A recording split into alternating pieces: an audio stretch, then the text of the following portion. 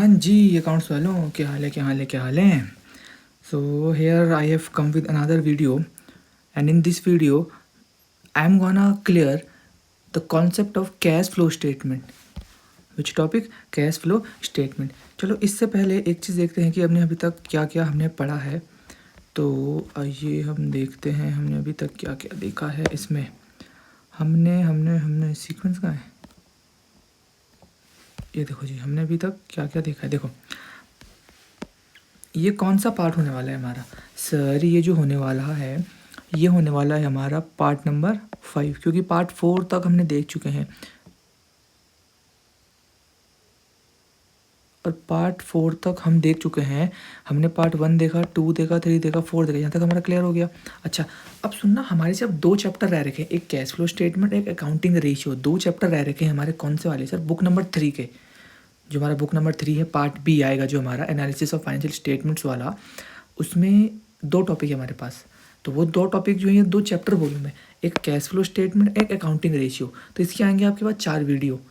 Part number 5 जो इसके तुरंत जो आएगा, इवन जो आपका ये है, जो तुम इस लेक्चर को देख रहे हो, ये है आपका पार्ट नंबर 5, जो कि आपका कैश फ्लो स्टेटमेंट का कंप्लीट कॉन्सेप्ट बताऊंगा मैं, प्लस ट्रिक बताऊंगा कि how you have to tackle with the question. Okay. Part number 6 में इसके अच्छे से अच्छे क्वेश्चन आएंगे। पार्ट नंबर 7 में अकाउंटिंग रेशियो के कॉन्सेप्ट वाले हम कॉन्सेप्ट क्लियर करेंगे। And in part 8 we will clear all the questions of accounting ratio. ठीक है, तो 8 पार्ट 1 to 8 तक हमारा 20 मार्क्स की कवरेज पूरी हो जाएगी, जो कि होगा हमारा पार्ट बी वाला। उसके बाद हम शेयर्स के कॉन्सेप्ट भी लेकर आएंगे। ठीक है जी। So without any further delay let's begin this chapter. तो चलिए जी, तो ये देखो, ये मैंने जो हमारा टेलीग्राम चैनल है उसमें मैंने इसको शेयर कर दिया है, तो you can go and check it out there. So here देखो, ये भी मैंने 1 पेज नोट ही बना रखा है। ठीक है जी। तो आइए बात करते हैं कैश फ्लो स्टेटमेंट की। तो सुनना, कैश फ्लो स्टेटमेंट होता क्या है। अगर मैं आपको यहीं पे समझाना चाहूँ कि कैश फ्लो स्टेटमेंट होता क्या है, तो सुनना। देखो, आपकी मान के चलो कोई भी एक कंपनी है, एग्जाम्पल से अगर मैं बताऊँ, मान लो ये कंपनी है आपकी ए लिमिटेड। क्या है ये? ए लिमिटेड आपकी कंपनी है। अब इस कंपनी को क्या करना है, ये कंपनी देखो, एक पीस मैं बोलता हूँ, कंपनी क्या करती है, देखो कंपनी का मान के चलो एक स्टेटमेंट है, पीस ऑफ पेपर है। तो इसमें कंपनी ये लिखती है कि जो कंपनी के पास कैश है, क्या बोला मैंने, कैश है, उसका इनफ्लो कहाँ से हो रहा है और उसका आउटफ्लो कहाँ से हो रहा है। क्योंकि आप याद रखना, कंपनी चाहे कैसी भी हो, बड़ी से बड़ी कंपनी हो, छोटी से छोटी कंपनी हो, मल्टी बिलियनर कह सकते हैं, multi billion company, trillions dollars की कंपनी, कितनी भी बड़ी कंपनी क्यों ना हो, इवन छोटी से छोटी कंपनी क्यों ना हो, हर कंपनी को अपने जो कैश होता है उसका इनकमिंग कहाँ से है और आउट गोइंग कहाँ हो रहा है, यानी पैसा कहाँ से आ रहा है, कौन सी एक्टिविटी से आ रहा है और पैसा कहाँ जा रहा है। तो उन चीज़ का जो मैंने आपको बोला अभी, कैश का आउटफ्लो और इनफ्लो, इन हर कंपनी को इनका रिकॉर्ड प्रॉपर रखना पड़ता है। ठीक है, तो इस चीज़ के प्रॉपर रिकॉर्ड को मेंटेन करने के लिए कंपनी एक स्टेटमेंट बनाती है। क्या बनाती है कंपनी? स्टेटमेंट बनाती है, और उसी को बोला जाता है CFS, कैश फ्लो स्टेटमेंट। क्या बोला मैंने? Cash flow statement. ठीक, ये बनाती है कंपनियाँ। कौन बनाती है? Company. But if I talk about sole proprietorship, या जो आपने मान के चलो पार्टनरशिप पढ़ा होगा, आपने पार्टनरशिप में पढ़ा होगा, या मैं बोलूँ आपने 11th में पढ़ा होगा, सोल प्रोप्राइटरशिप वाला कॉन्सेप्ट, सोल प्रोप्राइटरशिप। तो इस केस में क्या होता है, जो सोल प्रोप्राइटरशिप का जो देखो, सोल प्रोप्राइटरशिप का जो उसको इंडिविजुअली चला रहा होता है वो इंसान, प्लस पार्टनरशिप में जो पार्टनर्स होते हैं वो अपने, ऑब्वियसली बात है ना, हर कोई बिजनेस जो कर रहा है अपना, उसके पास पैसा कहाँ से आ रहा है और कहाँ जा रहा है उसका रिकॉर्ड हर किसी को रखना पड़ता है, ऑब्वियसली बात है। बट पार्टनरशिप पर सोल प्रोप्राइटरशिप के केस में जो है, ये कौन सा स्टेटमेंट बनाते हैं, क्या बनाते हैं, किसी को पता है? हालांकि आपने इसको पढ़ रखा है, 50 बार पढ़ रखा है आपने इसको, 11th में पढ़ रखा है। तो उसका नाम है कैश बुक। अब याद आया क्या होता है? Cash book. तो अब आपको क्लियरली डिफरेंस पता चल रहा होगा कि पार्टनरशिप और सोल प्रोप्राइटरशिप वाले बनाते हैं कैश बुक, अपने कैश का आउटफ्लो इनफ्लो दिखाने के लिए। But in case of company तो कैश बुक नहीं बनाती, वो बनाती है कैश फ्लो स्टेटमेंट। और अगर मैं आपको दूसरी भाषा में बताऊं, तो जो कैश बुक होती है वो एक तरीके से कैश फ्लो स्टेटमेंट उसके ही पार्ट हो सकती है, मतलब पार्ट ही होती है। और अगर मैं इसको दूसरी लैंग्वेज में बोलूँ तो जो आपका कैश फ्लो है वो कैश बुक की तरह होता है। सिंपल सी बात है, this is equal to this. आई बात समझ में? बस ये होता है। बस कैश बुक में हम भाई क्या बना रहे होते हैं, तुम खुद सोचो। सर कैश बुक का जो हमारा फॉर्मेट होता है वो हमारा कुछ ऐसा होता है, मतलब डेबिट और क्रेडिट एक तरीके से, वो एक तरीके का अकाउंट होता है। क्या होता है? एक तरीके का ये अकाउंट होता है। क्या होता है भाई? अकाउंट, मतलब लेजर अकाउंट होता है कैश बुक। बट जो कैश फ्लो स्टेटमेंट होता है ये एक अकाउंट नहीं होता, ये एक तरीके का स्टेटमेंट होता है। क्या होता है भाई? ये एक तरीके का स्टेटमेंट होता है। आई बात समझ में? चलिए जी, अब थोड़ा और समझाने के लिए इसमें पेज अगर मैं ऐड करूँ तो सुनना ध्यान से, मैं क्या बोल रहा हूँ। मैं ये बोल रहा हूँ, यहाँ तक तो समझ में आया आपको? यहाँ तक तो क्लियर हो गया होगा। अब सुनो, जो कंपनीज होती हैं, सिर्फ कंपनी की ही बात करूँगा, तो कंपनी जिस स्टेटमेंट में अपना कैश का आउटफ्लो और इनफ्लो लिखती है, कैश का ये देखो इनफ्लो हो गया एंड दिस इज आउटफ्लो। तो कंपनी के पास ये जो पैसा आ रहा होता है, ये कंपनी के पास आ रहा होता है बाय परफॉर्मिंग 3 एक्टिविटीज़। कहाँ से आ रहा होता है? ये 3 एक्टिविटीज़ को परफॉर्म करके। और वही एक्टिविटीज़ हमें पूरे इस चैप्टर में पढ़नी है, वही एक्टिविटीज़ को हमें स्टेटमेंट में, कैश फ्लो स्टेटमेंट में शो करना होता है। सबसे पहले होती है आपकी ऑपरेटिंग एक्टिविटी। यहाँ पे समझ लो एक बार अच्छे से, ऑपरेटिंग एक्टिविटी क्या होती है? ऑपरेटिंग एक्टिविटीज़ वो एक्टिविटीज़ होती हैं जो कंपनियां मेनली कर रही होती है, मतलब day to day business operations. जिस फील्ड में या जिस लाइन में कोई कंपनी है, तो जो काम वो रोज़ कर रही होती है वो होती है उसकी ऑपरेटिंग एक्टिविटी। जैसे मान के चलो कोई कंपनी कंप्यूटर बनाती है, तो कंप्यूटर परचेज़ करना, उसके पार्ट्स को परचेज़ करना, कंप्यूटर मेंटेन करना, सेल करना, वो सब किस में आता है? कंपनी के ऑपरेटिंग एक्टिविटी में आता है। अगला होता है कंपनी का इन्वेस्टिंग एक्टिविटी। तो ये तो नाम से ही क्लियर होगा, इन्वेस्टिंग एक्टिविटी में मीन्स कोई एक कंपनी किसी दूसरी कंपनी में इन्वेस्ट कर रही है, ऑब्वियस सी बात है। तो इसमें क्या आता है? Sir investing purpose. Investing purpose है मान लो किसी कंपनी का, ये मान के चलो कंपनी ने किसी दूसरी कंपनी की लैंड ले ली, फर्नीचर ले लिया, बिल्डिंग ले ली, एसेट कोई ले लिया, कोई एसेट परचेज कर लिया, ओके, या किसी कंपनी का शेयर ले लिया, तो उसे बोलते हैं इन्वेस्टिंग एक्टिविटी, यानी इन्वेस्ट कर दिया। और तीसरी एक्टिविटी होती है फाइनेंसिंग एक्टिविटी। क्या होती है?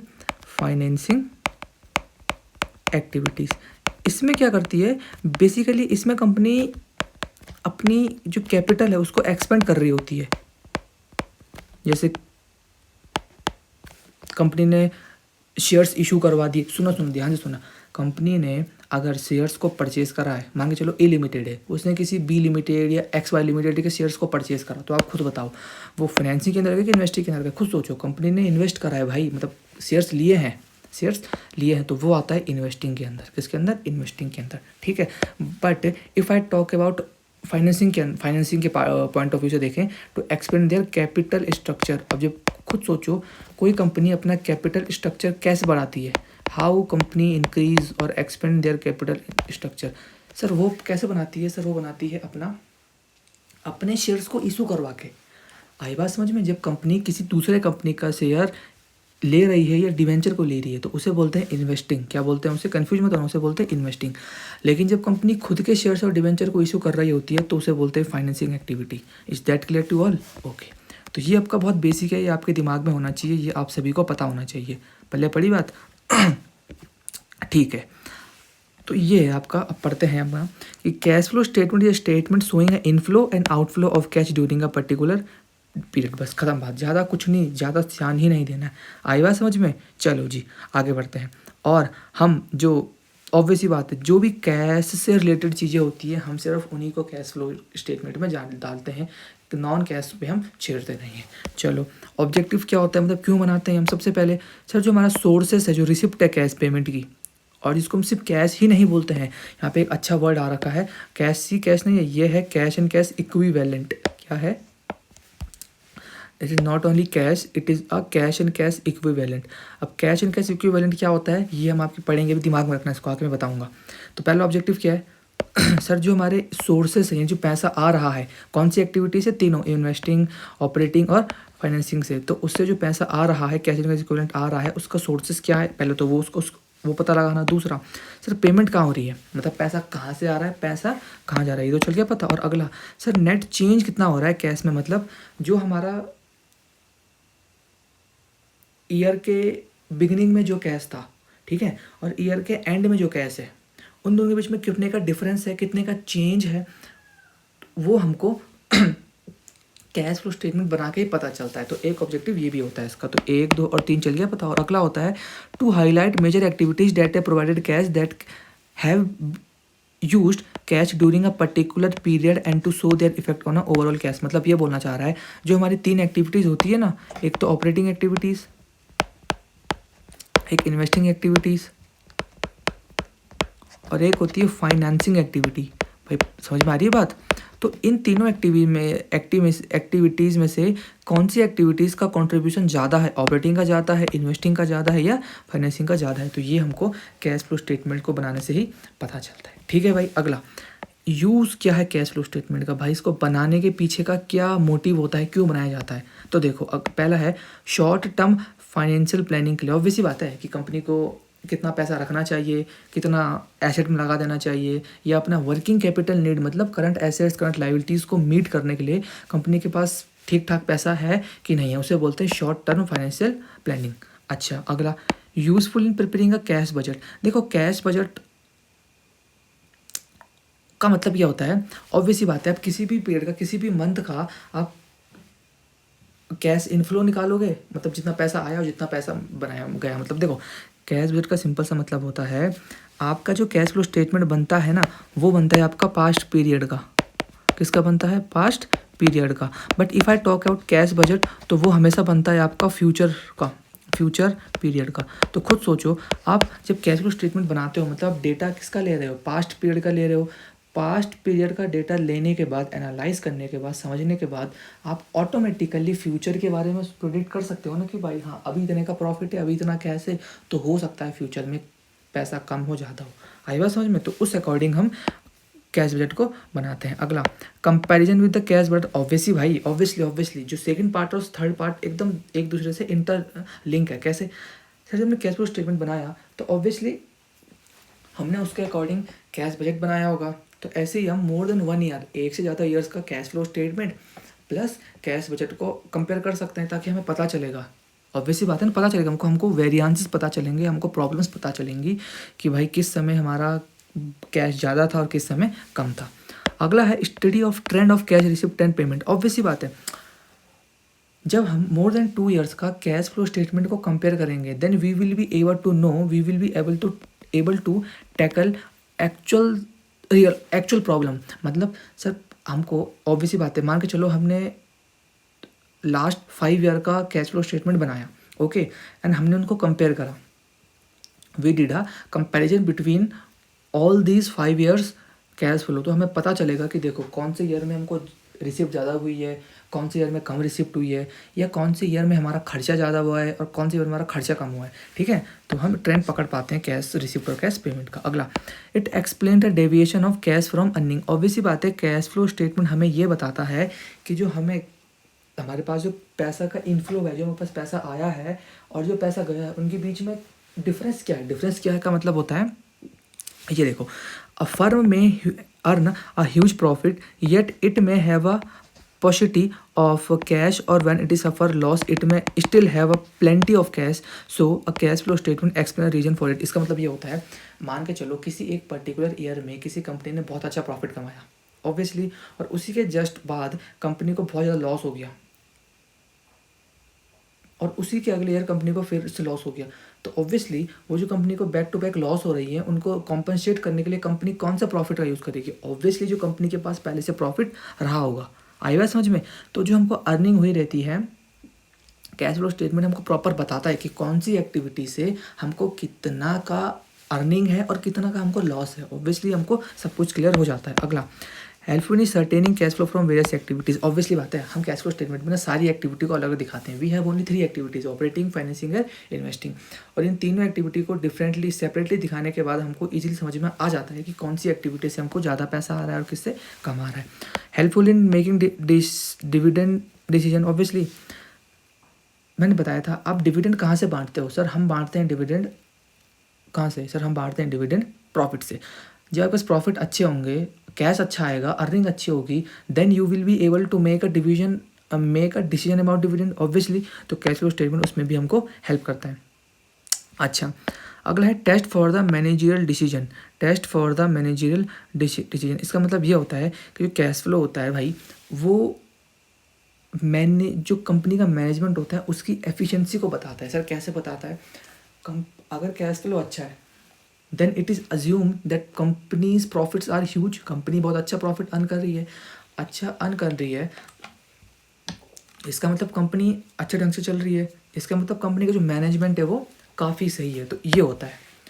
तो बेसिकली जब सारे मैनेजमेंट के लोगों को ये पता होता है कि एट द एंड हमें कैश फ्लो स्टेटमेंट बनाना है, उसमें हमको ये पता चलेगा कि कैश कितना गया कितना आया, हमको प्रॉपर एक्सप्लेनेशन देना पड़ेगा।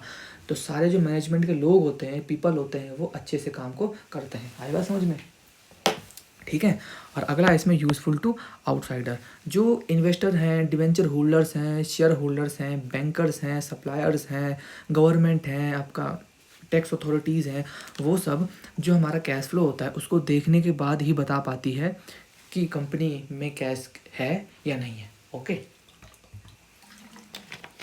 ठीक है जी। चलो अगली बात करते हैं लिमिटेशन। अब मैंने बताया था, मैंने हर बार बोला है, हर चीज़ के दो पहलू होते हैं। Every coin has two side. Obviously अच्छा भी होगा और बुरा भी होगा। तो अभी तो हमने काफ़ी अच्छा पढ़ा कैश फ्लो के बारे में। अब हम पढ़ेंगे उसके बारे में, तो उसकी लिमिटेशंस क्या क्या है, डिसएडवांटेजेस क्या क्या है। सबसे पहले not suitable for judging the liquidity. देखो भाई,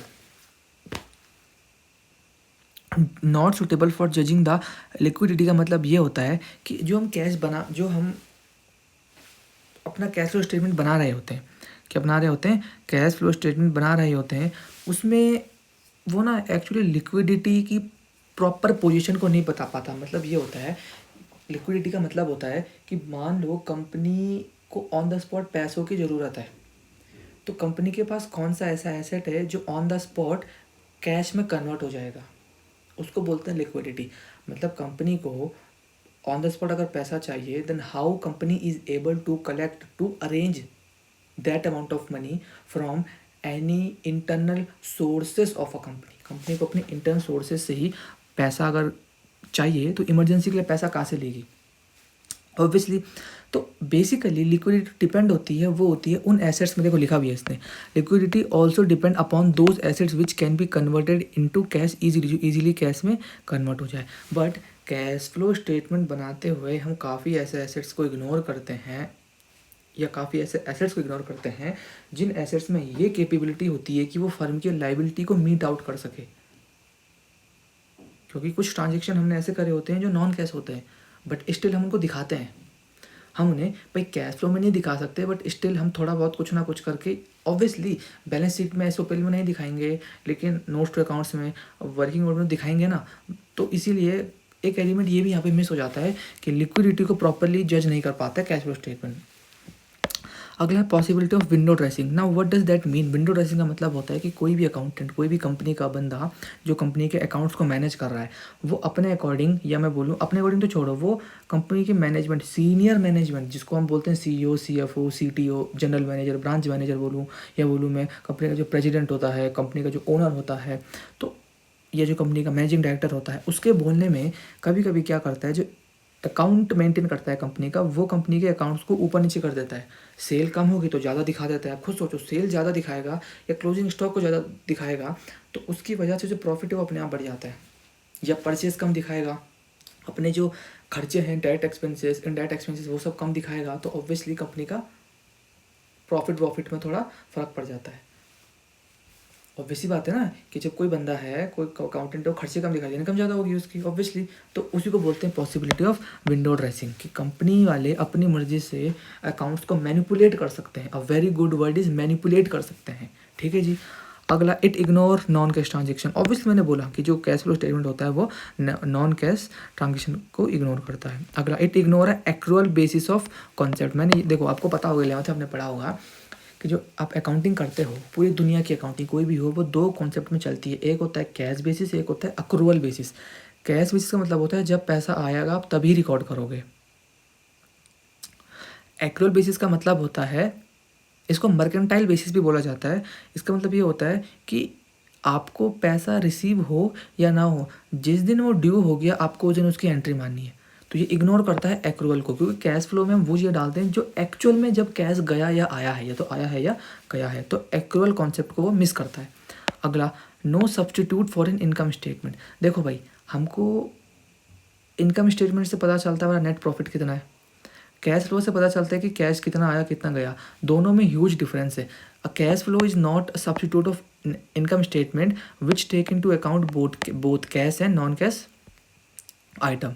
therefore net cash flow does not mean net income of a business. Obviously बात है, जो हम कैश फ्लो स्टेटमेंट को बना के जो हमारा कैश फ्लो आता है, कैश फ्लो आता है, वो किसी भी बिजनेस की नेट इनकम नहीं होती है। सर क्यों नहीं होती है, आप खुद सोचो। कैश फ्लो स्टेटमेंट में we only record cash transaction, but in income statement हम कैश के साथ साथ नॉन कैश को भी दिखाते हैं। अरे दिखाते हैं कि नहीं दिखाते हैं, बिल्कुल दिखाते हैं सर, हम बिल्कुल दिखाते हैं। जैसे अ वेरी गुड एग्जांपल मैं अगर दूँ आपको, डेप्रीशिएशन भाई एक्सपेंस है, रिकॉर्ड करते हैं, एक्सपेंस करोगे रिकॉर्ड तो प्रॉफिट अपने आप कम होगा, but in a case of cash flow हमको दिखाते नहीं है। आई बात समझ में? तो ये होता है। अगला है हिस्टोरिकली नेचर। ऑब्वियसली जो भी आप फाइनेंशियल स्टेटमेंट बनाते हो सारी की सारी कौन से होते हैं, हिस्टोरिक नेचर की होती है, तो हमने पढ़ रखा है। ठीक है जी, चलो आगे बढ़ते हैं। आगे है आपका ये कैश फ्लो स्टेटमेंट और कैश बजट। तो मैंने आपको पहले बता दिया था, ये देखो, there is no such difference between both of them, but the only difference is that cash flow statement is prepared for past period, जबकि कैश बजट बनाया जाता है आपका फ्यूचर पीरियड के लिए। तो आपको इतना ही पढ़ना है, इससे ज़्यादा कुछ नहीं पढ़ना है यहाँ से लेके यहाँ तक। ठीक है जी, चलो आगे बढ़ते हैं। अगला, अब थोड़ा और डीपली, अब जो मैंने आपको 3 एक्टिविटी बताई हैं, ऑपरेटिंग एक्टिविटी और इन्वेस्टिंग और फाइनेंसिंग, तो इस एक्टिविटीज़ में आपका इनफ्लो किसे बोलेंगे, आउटफ्लो किसे बोलेंगे, वो हमको पढ़ना है। और याद रखना, जो हम कैश फ्लो स्टेटमेंट बनाते हैं वो बनाते हैं एज पर AS3, एक अकाउंटिंग स्टैंडर्ड है, मतलब मैं बोल सकता हूँ अकाउंट्स का रूल है, अकाउंटिंग रूल है, तो एज़ पर रूल हम बनाते हैं इसको। ठीक है भाई, एज़ पर रूल हम बनाते हैं, तो ये जो रूल है उसका नाम है AS3, अकाउंटिंग स्टैंडर्ड 3। चलिए शुरू करते हैं। तो ऑपरेटिंग में कौन कौन सा आता है, कैश इनफ्लो में पैसा कहाँ से आ रहा है सर, कैश सेल करके आ रहा है, हाँ sir, cash received from royalty fees या कमीशन से, या डेटर से आपने पैसे ले लिए, या आपका जो ट्रेड रिसीवेबल था आपका उससे पैसे रिसीव हो गए, तो आपका इनफ्लो हो गया। और आउटफ्लो उसका उल्टा करो, कैश परचेज, या आपने क्रेडिटर को पैसे दे दिए, ट्रेड पेबल्स को पैसे दे दिए, ऑपरेटिंग एक्सपेंस का खर्चा दे दिया, जैसे सेलिंग एक्सपेंसेस हैं, आपके ऑफिस एक्सपेंसेस हैं, एडमिनिस्ट्रेशन एक्सपेंसेस होते हैं, सैलरी है, वेजेस है, अदर एक्सपेंसेस हैं, या टैक्स का पेमेंट कर दिया, तो पैसा जाएगा ना आपसे, ऑब्वियसली जाएगा सर। चलिए जी, अगला होता है आपका इन्वेस्टिंग एक्टिविटी। अब इन्वेस्टिंग में, अच्छा इसको मैं बताऊंगा अभी, पहले आप इन्वेस्टिंग समझो। इन्वेस्टिंग में आपका देखो, कैश इनफ्लो कहाँ से आएगा सर, आपने कोई एसेट बेच दिया, या आपने कोई नॉन करंट इन्वेस्टमेंट बेच दी, या आपको जो आपने शेयर्स थे आपके, यानी आपने कहीं इन्वेस्ट कर रखे थे, उनमें आपको डिविडेंड मिल गया, या आपने डिवेंचर किसी कंपनी के उठा रखे थे, तो यानी इन्वेस्ट कर रखा था, तो आपको इंटरेस्ट मिल गया ऑब्वियसली। या इसमें अगर मैं और बात करूं, तो आपको रॉयल्टी मिल गई, या आपको मैं बोलूं आपको रेंट मिल गया, अरे मिल गया ना, तो ये सब आपका इन्वेस्टिंग में इनफ्लो के अंदर आता है। और आउटफ्लो, आपने कोई एसेट परचेज करा तो पैसा जाएगा, और नॉन करंट इन्वेस्टमेंट परचेज करी तो पैसा जाएगा। पैसे का इनकम और आउटगोइंग आपको देखनी होती है। ठीक है जी, अगला होता है फाइनेंसिंग एक्टिविटी। इसमें सेम, आपने proceed from issue of debenture, आपने कोई डिबेंचर इशू करे, या आपने शेयर इशू करे, तो फाइनेंसिंग के अंदर आएगा ना वो। अच्छा, आपने लोन ले लिया, चाहे शॉर्ट टर्म हो चाहे लॉन्ग टर्म हो, इसको बोलते हैं बैंक ओवरड्राफ्ट भी बोला जाता है। अच्छा, बैंक ओवरड्राफ्ट अगला दे रखा है, ठीक है। और आपका अगर बैंक ओवरड्राफ्ट या कैश क्रेडिट में अमाउंट इंक्रीज हो रही है, मतलब आपका पैसा बढ़ रहा है, तो उसको कैश इनफ्लो में दिखाया जाता है। और अगर यही चीज़ आपकी डिक्रीज हो रही है, ये देखो डिक्रीज हो रही है, decrease in balance of bank overdraft और कैश क्रेडिट, तो आपको कैश आउटफ्लो में दिखाते हैं। ये देखो, आपने शेयर्स इशू करे थे, अभी आप वापस दो रहे हो, तो उसको बाईबैक बोलते हैं। आपने, ये तो इक्विटी शेयर को बोलते हैं बाईबैक, लेकिन अगर आपने प्रेफरेंस शेयर इशू करे थे, अभी वापस दे रहे हो, तो उसको रिडम्पशन बोलते हैं। आपने डिबेंचर इशू करे थे, अभी वापस दे रहे हो, तो उसको रिडम्पशन बोलते हैं। अच्छा, आपने जो लोन उठाया था, चाहे लॉन्ग टर्म चाहे शॉर्ट टर्म हो, उसको आप रीपे कर रहे हो, तो पैसा जाएगा, तो फाइनेंसिंग के अंदर आता है। डिविडेंड का पे कर रहे हो, इंटरेस्ट का पेमेंट कर रहे हो, या अपने कुछ शेयर इशू एक्सपेंसेस, यानी आपके जो अन्य खर्चे आप वो दे रहे हो, और डिग्री वाला मैंने आपको पहले से बता दिया। ठीक, अभी एक ये आता है ऑपरेटिंग के अंदर, कि मान लो कोई कंपनी जो फाइनेंस वाली कंपनी है, बैंक वगैरह हो गया, तो उनका इनफ्लो कौन सा होगा सर? इंटरेस्ट रिसीव होना, डिविडेंड रिसीव होना, सिक्योरिटीज़ को बेचना, या कोई थर्ड पार्टी ने लोन वगैरह जो था वो वापस कर दिया, तो वो फाइनेंसिंग कंपनीज़ का इनफ्लो होता है।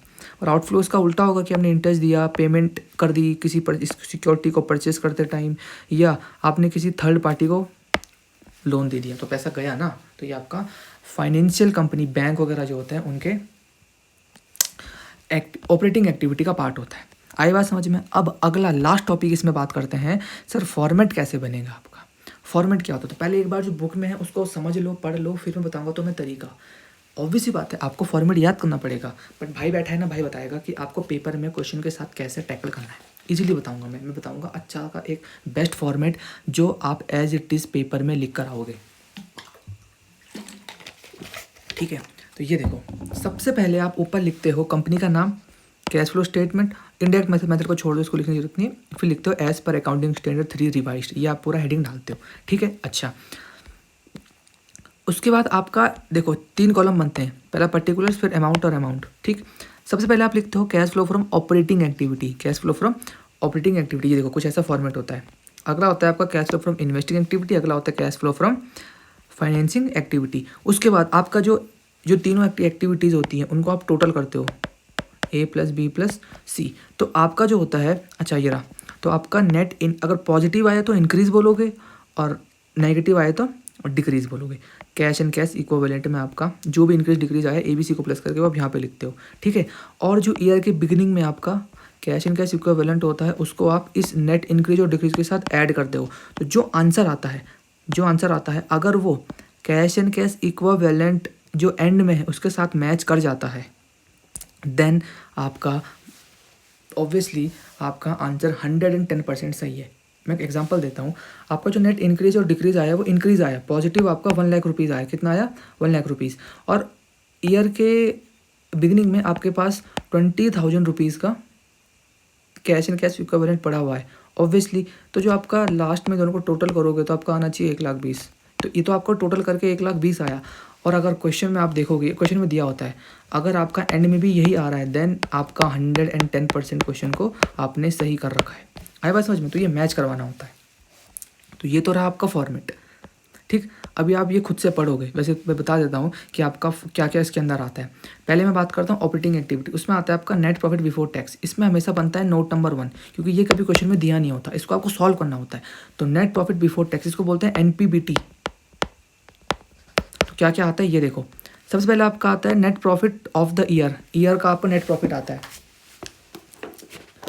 ऑब्वियसली आपके पास ईयर का आता है नेट प्रॉफिट, उसमें आपको कुछ चीज़ें ऐड करनी होती है और कुछ चीज़ें आपको उसमें लेस करनी होती है।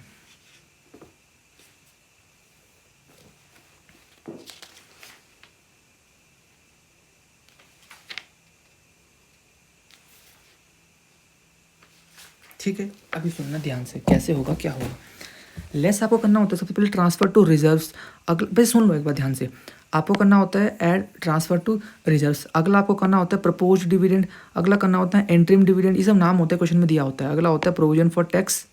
ठीक है जी, अच्छा फिर ये तो आपको प्लस करना होता है, माइनस करना होता है refund of tax, tax refund जिसको बोलते हैं, वो आपको माइनस करना होता है। ये सब करने के बाद आपका आता है NPBT। Done done done done, ये आगे बात समझ में क्या होता है, कैसे सब समझाऊंगा बताऊंगा, पहले ध्यान से समझ लो, पहले पढ़ गई बात। तो ये आपका होता है नेट प्रॉफिट बिफोर टैक्स। उसके बाद आप आगे आप करते हो कुछ चीज़ों को ऐड, आप लोग ऐड करते हो नॉन कैश एक्सपेंसेस को। तो ये आपके नॉन कैश एक्सपेंसेस होते हैं, डेप्रिसिएशन है, प्रीलिमिनरी एक्सपेंसेस है, डिस्काउंट है, आपका डिबेंचर राइट ऑफ है, गुडविल पेटेंट है, ट्रेडमार्क एमोर्टाइजेशन है, यानी डेप्रिसिएशन एमोर्टाइजेशन आपको पता होगा। What is depreciation, what is amortisation. Depreciation होता है जब आपका टेंजिबल फिक्स एसेट्स की वैल्यू कम होती है, उसे बोलते हैं डेप्रिसिएशन। लेकिन जब आपकी इनटेंजिबल फिक्स्ड एसेट की वैल्यू कम होती है उसे बोलते हैं एमोर्टाइजेशन। अगला आपका loss on sale of fix asset है और interest on long term borrowing है। ठीक है जी, लेस भी होता है आपका कुछ इसमें से, लेस होता है interest income, dividend income, rental income और profit on sale of assets. तो इनको प्लस माइनस करने के बाद आपका एक्चुअल में आंसर आता है operating profit before working capital changes. इसमें भी आपको कुछ ऐड और लेस करना होता है। तो ऐड करना होता है increase in current liabilities and decrease in current assets, और लेस करना होता है इसका opposite, decrease in current liabilities and increase in current asset. Then plus minus करने के बाद आपका आंसर आता है कैश जनरेटेड फ्रॉम ऑपरेशंस। इसमें से आपको टैक्स को माइनस करना होता है, टैक्स रिफंड को basically, sorry income tax paid को माइनस करना होता है। तो जो आंसर आता है अगर वो पॉजिटिव आ रहा है तो उसे बोलेंगे फ्लो फ्रॉम, क्या बोलेंगे, फ्लो फ्रॉम। लेकिन आपका जो आंसर नेगेटिव आ रहा है तो उसको ब्रैकेट के अंदर दिखाओगे और वो आप लिखोगे उसे यूज्ड इन, यूज्ड इन। अगला आपका इन्वेस्टिंग एक्टिविटी में कौन कौन सा, तो ये देखो ऑब्वियस सी बात है, ये आपका जो सबसे जो टफ होता है ना वो याद रखना, वो आपका ये वाला होता है ऑपरेटिंग वाला, क्योंकि इसका प्रॉपर फॉर्मेट है। पहले एनपीबीटी है, फिर देखो कुछ ऐड लेस कर रहा है, तो ये आपका प्रॉपर फॉर्मेट होता है ऑपरेटिंग का। बात करूँ इन्वेस्टिंग की, तो इन्वेस्टिंग और फाइनेंसिंग इनका अपना कोई फॉर्मेट नहीं होता है। इनमें आप सबसे पहले दिखाते हो आपकी इनकम, और उसके बाद आप दिखाते हो इनका क्या, इनकम दिखाते हो, फिर आप उनकी इनकम दिखाने के बाद आप इनकी आउटगोइंग दिखाते हो। तो सबसे पहले देखो इन्वेस्टिंग में proceed from sale of fixed assets, आपने कोई एसेट बेचा तो पैसा आया, फिर आपने कोई इंटेंजिबल एसेट बेचा तो पैसा आया, आपने नॉन करंट इन्वेस्टमेंट बेची तो पैसा आया, आपको इंटरेस्ट या डिविडेंड रिसीव हुआ या आपको रेंट रिसीव हुआ, तो पहले आप दिखाते हो जितना पैसा आपको रिसीव हुआ इन्वेस्टिंग के थ्रू, और अगले में आप दिखाओगे देखो परचेज आपने करा तो पैसा गया ना, तो देखो पहले आपने दिखाई रिसिप्ट फिर पेमेंट। इसमें एक चीज़ याद रखो, कैश फ्लो बनाते हुए एक चीज़ दिमाग में रखो, और वो है receipt minus payment, receipt minus payment, receipt minus payment. तो अगला आपका है इसमें टेंजिबल फिक्स्ड एसेट्स को आपने परचेज करा, अरे भाई करा ना, ठीक है, एक मिनट, हाँ आपने इसको परचेज करा, ठीक है। तो ये देखो आपने ये करा, फिर आपने परचेज करा टेंजिबल फिक्स्ड एसेट्स को, फिर आपने नॉन करंट इन्वेस्टमेंट को परचेज करा, तो ये आपका इन्वेस्टिंग में कैश आउटफ्लो में आता है। देखो नेगेटिव ब्रैकेट में दिखा रखे नहीं, तो ब्रैकेट का मतलब होता है आपका पैसे का जाना। अगला है cash flow from financing activity. Financing activity में देखो वही पहला पैसा आया, आपने इशू डिवेंचर करे, शेयर करे, कोई लॉन्ग टर्म बोरोइंग लोन ले लिया, ये देखो प्रोसीड फ्रॉम बोरोइंग, वही बैंक ओवरड्राफ्ट, कैश क्रेडिट अगर बढ़ रहा है तो पॉजिटिव, घट रहा है तो नेगेटिव, ठीक है। उसके बाद आपने कुछ चीज़ें पे करी, डिविडेंड पे कर दिया आपने, चाहे इंटरिम हो चाहे फाइनल हो, इंटरेस्ट पे करा, रीपेमेंट करा आपने लोन का, या डिवेंचर को रिडीम कर दिया, तो वो नेगेटिव में आता है। आई बात समझ में। फिर आपका इन सबको करने के बाद आपका ए बी, ऑब्वियसली बात है वही बताया, वही है, बार बार नहीं बोलूँगा, एक ही बार बोलूँगा कि पैसा अगर आपका पॉजिटिव आ रहा है तो आप लिखोगे फ्लो फ्रॉम, क्या लिखोगे, फ्लो फ्रॉम अगर आ रहा है पॉजिटिव, और अगर नेगेटिव आ रहा है तो आप हमेशा लिखोगे यूज्ड इन, क्या लिखोगे, यूज्ड इन। उसके बाद ए बी और सी यानी ऑपरेटिंग, इन्वेस्टिंग और फाइनेंसिंग को प्लस करने के बाद जो भी आपका आंसर आता है, अगर पॉजिटिव है तो इंक्रीज लिखो, नेगेटिव है तो डिक्रीज लिखो। उसमें आप कैश एंड कैश इक्विवेलेंट जो ओपनिंग वाला है उसको ऐड करते हो, तो जो आंसर है वो एंड वाले के हमेशा इक्वल होना चाहिए। इज दैट क्लियर, ठीक है जी। तो ये आपका मैंने पूरा फॉर्मेट बता दिया। ये देखो उसने लिखा भी है कि amount in bracket denote negative items, यानी अमाउंट आपकी जो माइनस से होती है। आई बात समझ में, चलो जी ठीक। इसके बाद कुछ खास इसमें है नहीं, देखो जो बता रहा था ना मैं आपको कि कैश एंड कैश इक्विवेलेंट में क्या क्या चीज़ें आती हैं। सर कैश इन हैंड जो हमारे पर्स में, जेब में, बैग में, गले में पैसा पड़ा होता है। अच्छा बैंक में अगर मैं बात करूँ तो जो आपके करंट अकाउंट में होता है, किस में होता है, करंट अकाउंट में होता है। फिर करंट इन्वेस्टमेंट्स होती हैं, शॉर्ट टर्म इन्वेस्टमेंट या मार्केटेबल सिक्योरिटीज या चेक एंड बैंक ड्राफ्ट, इनको बोलते हैं कैश एंड कैश इक्विवेलेंट, ठीक है। अच्छा जी, कुछ इंपॉर्टेंट नोट है, तो ये अगर मैं आपको बताऊँ ये नोट क्या बोलता है, ये नोट बोलता है, देखो ये तो खैर मैंने आपको बता दिया ना कि जो क्लासिफिकेशन होता है कैश फ्लो का वो ऑपरेटिंग, इन्वेस्टिंग और फाइनेंसिंग में होता है। ये इंपॉर्टेंट नोट है कि बैंक ओवरड्राफ्ट या कैश क्रेडिट वो आपका हमेशा और हमेशा फाइनेंसिंग के अंदर ही आएगा, वो हमेशा फाइनेंसिंग के अंदर आएगा, उसको कैश एंड कैश इक्विवेलेंट के अंदर नहीं माना जाता है। मतलब जो बैंक ओवरड्राफ्ट और कैश क्रेडिट है हमेशा वो इसके अंदर आता है। कौन सी वाली एक्टिविटी, इसके अंदर आता है। अगर बढ़ेगा तो पॉजिटिव में दिखाओगे, घटेगा तो नेगेटिव में दिखाओगे, वो इसमें नहीं आएगा कभी भी। ये जो ऊपर वाला है ना कैश एंड कैश लिखा रखा है इसने, they will not be considered as cash and cash equivalent. Cash and cash equivalent में हमेशा ये 5 चीज़ें ही आएंगी, ठीक है जी, समझ में आ गई बात, ठीक है। इसके बाद आपका जो लास्ट टॉपिक है वो रहता है आपका एडजस्टमेंट्स का। क्या रहता है, एडजस्टमेंट्स का टॉपिक रहता है आपका। तो ये हम अभी शुरू करने वाले हैं। पहले इतना समझ में आ गया। देखो पहले आपको ना प्रॉपर दिमाग में ब्रॉड व्यू बैठना चाहिए कि हाँ ऐसा होता है, फिर ऐसा है, फिर ऐसा है, फिर ऐसा है। तो दिमाग में तुम्हारे घुस गया होगा कि ऑपरेटिंग, इन्वेस्टिंग, फाइनेंसिंग को हम कैसे कैसे बनाते हैं। तो पेपर में ये थ्योरी व्योरी तो हो सकता है 1 मार्क्स 2 मार्क्स में वो पूछ ले, डजंट मैटर। बेसिकली 6 मार्क्स का आपके पास फुल फ्लेज क्वेश्चन आना ही आना है, कैश फ्लो का आना ही आना है ना। तो ये मैंने पूरा आपको बता दिया। अभी थोड़ा सा बात करेंगे एडजस्टमेंट्स की, and then I will tell you how to tackle with the question, आपको पेपर में सॉल्व करना कैसे क्वेश्चन, ठीक है भाई। चलो एडजस्टमेंट में देखो हमको, देखो वैसे तो हमारे पास एडजस्टमेंट बहुत सारी होती है। एडजस्टमेंट का सिंपल सा मतलब होता है, क्या होता है कि आपके पास मान लो क्वेश्चन दे रखा होगा, अच्छा, मैं आपको बताता हूँ एडजस्टमेंट को सॉल्व कर कैसे करा जाता है। देखो, जो आपके पास कैश फ्लो स्टेटमेंट बनाने को आएगा, तो आपके पास जो क्वेश्चन है उसमें आपके पास एक बैलेंस शीट दे रखी होगी बनाने को, एक प्रॉपर आपके पास बैलेंस शीट होगी, ठीक है। और बैलेंस शीट होगी तो उसी के बाहर आपके पास एडिशनल इन्फॉर्मेशन, क्या बोला मैंने, बैलेंस शीट के बाहर एडिशनल इन्फॉर्मेशन करके आपके पास बैलेंस शीट के अलावा कुछ और इन्फॉर्मेशन दे रखी होगी एडिशनली। तो आपको उन जो एडिशनल इन्फॉर्मेशन दे रखी है, उन एडिशनल इन्फॉर्मेशन में पार्ट 1 मतलब नंबर 1 नंबर 2 कर करके ऐसे बहुत सारी ट्रांजेक्शन्स दे रखी होंगी। उन्हीं ट्रांजेक्शन को बोला जाता है एडजस्टमेंट्स। क्या बोला जाता है भाई, एडजस्टमेंट। तो वैसे तो भाई देखा जाए तो कैश फ्लो में लॉजिकली बहुत सारी मतलब बहुत से ज़्यादा, हद से ज़्यादा एडजस्टमेंट बन सकती हैं। बट आपके 12th के लिए जो इम्पॉर्टेंट है या जो पेपर में शॉर्ट आती ही आती हैं, वो मैंने यहाँ पे 4 एडजस्टमेंट उठा रखी हैं। कौन कौन सी है? पहला है प्रोविजन फॉर टैक्सेशन। इसका आपको अकाउंट बनाना होता है और दिमाग में रखना जो आपकी एडजस्टमेंट्स होती हैं, क्या बोला मैंने बोला जो आपकी एडजस्टमेंट्स होती हैं, मैं यहीं पे लिख देता हूँ। जो एडजस्टमेंट्स होती हैं उनका आपका सिर्फ 2 ही ट्रीटमेंट हो सकता है। या तो आपको उनका अकाउंट बनाना पड़ सकता है, या तो आपको उनका लेजर अकाउंट बनाना पड़ सकता है। दूसरा, आपको उनकी कैलकुलेशन दिखानी पड़ सकती है, कैलकुलेशन ऑफ अमाउंट। आपको अमाउंट की कैलकुलेशन दिखानी पड़ सकती है। यही होता है आपका एडजस्टमेंट्स। आई बात समझ में? तो चलिए जी, पहले adjustment provision for taxation account बनता है। अगला आपका बनता है फिक्स्ड असेट्स अकाउंट बनता है, और उसी के साथ प्रोविजन फॉर डेप्रीशिएशन अकाउंट बनता है। और अगला आपका लास्ट होता है amount of interest on debenture. तो इसी से आपके पास फ्रिक्वेंट बेसिस में इन्हीं 4 एडजस्टमेंट से क्वेश्चन आते हैं। मैं दोबारा बता दूँ, एडजस्टमेंट्स का मतलब होता है कि आपके पास क्वेश्चन दिया होगा बैलेंस शीट का, आपको इस बैलेंस शीट को देखकर कैश फ्लो बनाना होता है। देखो, वैसे तो कैश फ्लो बनाने के डिफरेंट वेज हैं, बट 12th में आपके पास क्वेश्चन कैसे आता है, आपके पास एक फुल फ्लेज बैलेंस शीट दी होती है, ठीक है। और बैलेंस शीट में आपको 2 अमाउंट दी होती है, करंट ईयर और प्रीवियस ईयर की। तो आपको क्या करना होता है, आपको उस given information, given balance sheet के अकॉर्डिंग आपको उसको देख के समझ के कैश फ्लो स्टेटमेंट बनाना होता है। और उसी बैलेंस शीट के बाहर आपके पास क्या दिया होता है क्वेश्चन में, आपके पास एडिशनल इन्फॉर्मेशन करके दिया होता है। क्या बोला मैंने, याद रखना, एडिशनल इन्फॉर्मेशन बोला मैंने, क्योंकि आपको मैं बता दूं, मैंने आपको चैप्टर 1 में क्या पढ़ाया था, बैलेंस शीट के नीचे पहले आपका आता है बैलेंस शीट, फिर आपकी बनती है SOPL, और उसी के बाद आपका बनता है notes to accounts, notes to account. तो आपको एडजस्टमेंट नोट्स टू अकाउंट्स की नहीं करनी आपको, क्योंकि बैलेंस शीट और SOPL में जो डेटा होता है वही नोट्स टू अकाउंट में काफ़ी डिटेल में दिया होता है। इसी के नीचे आपके पास दी होती है एडिशनल इन्फॉर्मेशन। तो जो एडजस्टमेंट्स करनी होती है आपको, वो आपको करनी होती है एडिशनल इन्फॉर्मेशन की। आई बस समझ में? और उन्हीं को बोलते हैं एडजस्टमेंट्स। और इनके होते हैं 2 ट्रीटमेंट, पहला होता है लेजर अकाउंट बनेगा या फिर उसका कैलकुलेशन अमाउंट बनेगा।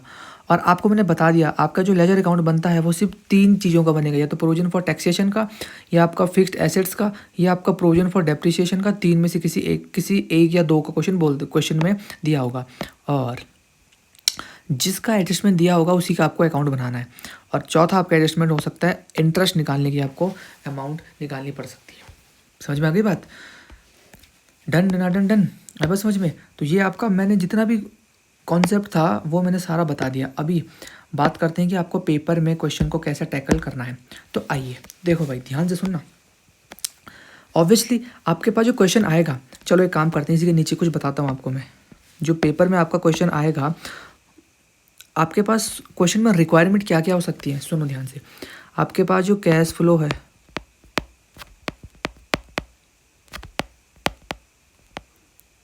जो कैश फ्लो स्टेटमेंट का आपके पास क्वेश्चन आएगा, उसकी रिक्वायरमेंट वो क्या क्या कैसे किस तरीके से बेसिकली आपके पास वो क्वेश्चंस आ सकता है। सबसे पहला वो क्वेश्चन बोलेगा, आपको ऐसा बोल सकता है, पहले उसने बैलेंस शीट दे दी और लास्ट में बोलेगा prepare cash flow, prepare cash flow statement. तो आपको पूरा का पूरा स्टेटमेंट बनाना पड़ेगा, जो मैंने आपको अभी फॉर्मेट में दिखाया। कौन सा वाला सर? सर ये वाला पूरा। कौन सा? ये और ये आपको पूरा दिखाना पड़ेगा, ठीक है जी, मतलब सॉल्व करना पड़ेगा। अच्छा जी, ये बोलेगा आपका पहला पार्ट में। और हो सकता है कि जो क्वेश्चन है वो आपको कैश फ्लो बनाने को ना बोले, मतलब फुल फ्लेज ना बोले। तो इसकी मैं ब्रैकेट में लिख देता हूँ, इसको बोलते हैं फुल फ्लेज क्वेश्चन। ये फुल फ्लेज होता है। बाई चांस वो आपको फुल फ्लेज ना बोले, वो आपको बोले कि आपको सेपरेटली अलग अलग एक्टिविटीज़ दिखानी है, सेपरेटली बोल दे तो सेपरेटली अगर क्वेश्चन बोलेगा तो वो आपको क्वेश्चन कैसे बोल सकता है कि आप दिखाओ कैश फ्लो फ्रॉम ऑपरेटिंग से। अब उसने यहाँ पे कैश फ्लो नहीं बोला, मतलब पूरा कैश फ्लो स्टेटमेंट नहीं बोला, उसने बोला आप ऑपरेटिंग एक्टिविटी से कैश फ्लो निकाल के दिखाओ, या आप इन्वेस्टिंग एक्टिविटी से कैश फ्लो निकाल के दिखाओ, या फाइनेंसिंग से कैश फ्लो निकाल के दिखाओ। मतलब कहने का यह है कि वो आपको सिर्फ दो तरीके से क्वेश्चन दे सकता है, या तो फुल फ्लेज क्वेश्चन दे देगा या सब कुछ अलग अलग डिफरेंट वे से निकालने को बोल देगा, बट सबका तरीका एक ही है। क्या है तरीका, ध्यान से सुनना। अब जो प्रॉपर फॉर्मेट है वो मैं यहाँ से शुरू कर रहा हूँ। तो ऑब्वियसली बात है, जो आपका क्वेश्चन आएगा, बैलेंस शीट दी होगी, मैं पहले बता दूँ, दिमाग में रखो, जो हम क्वेश्चन सॉल्व करेंगे नेक्स्ट वीडियो में, तो वहाँ पे देखो बैलेंस शीट दी होगी। हमें पहले क्वेश्चन की रिक्वायरमेंट को पढ़ना है। क्या बोला, सुनो सुनो, तो खुद बताओ क्वेश्चन नंबर कौन सा होगा हमारे पास, सर 34 होगा, लास्ट क्वेश्चन आएगा, ऑब्वियस ही बात है। तो अब देखो है, ध्यान से सुनना, आपके पास, आपको ना देखो क्वेश्चन आपने देखा, आपको ना ये नहीं देखना कि कौन कौन सी आइटम दे रखी है। अब मैं ऐसे ट्रिक बता रहा हूँ आपको, है कि तरीका आपको क्वेश्चन सॉल्व कैसे करना है, बेसिकली क्वेश्चन को अप्रोच कैसे करा जाता है। तो अब आपको क्या करना है, अपना सॉल्यूशन नंबर डालो, या आंसर नंबर 34 डाल दिया आपने। उसके बाद आप पढ़ोगे क्वेश्चन की रिक्वायरमेंट, कि क्वेश्चन ने मांगा क्या है। क्या क्वेश्चन ने full fledge cash flow statement मांगा है, या उसने अलग अलग एक्टिविटीज़ को शो करने के लिए बोला है। मेरे अकॉर्डिंग पेपर में 99% केस में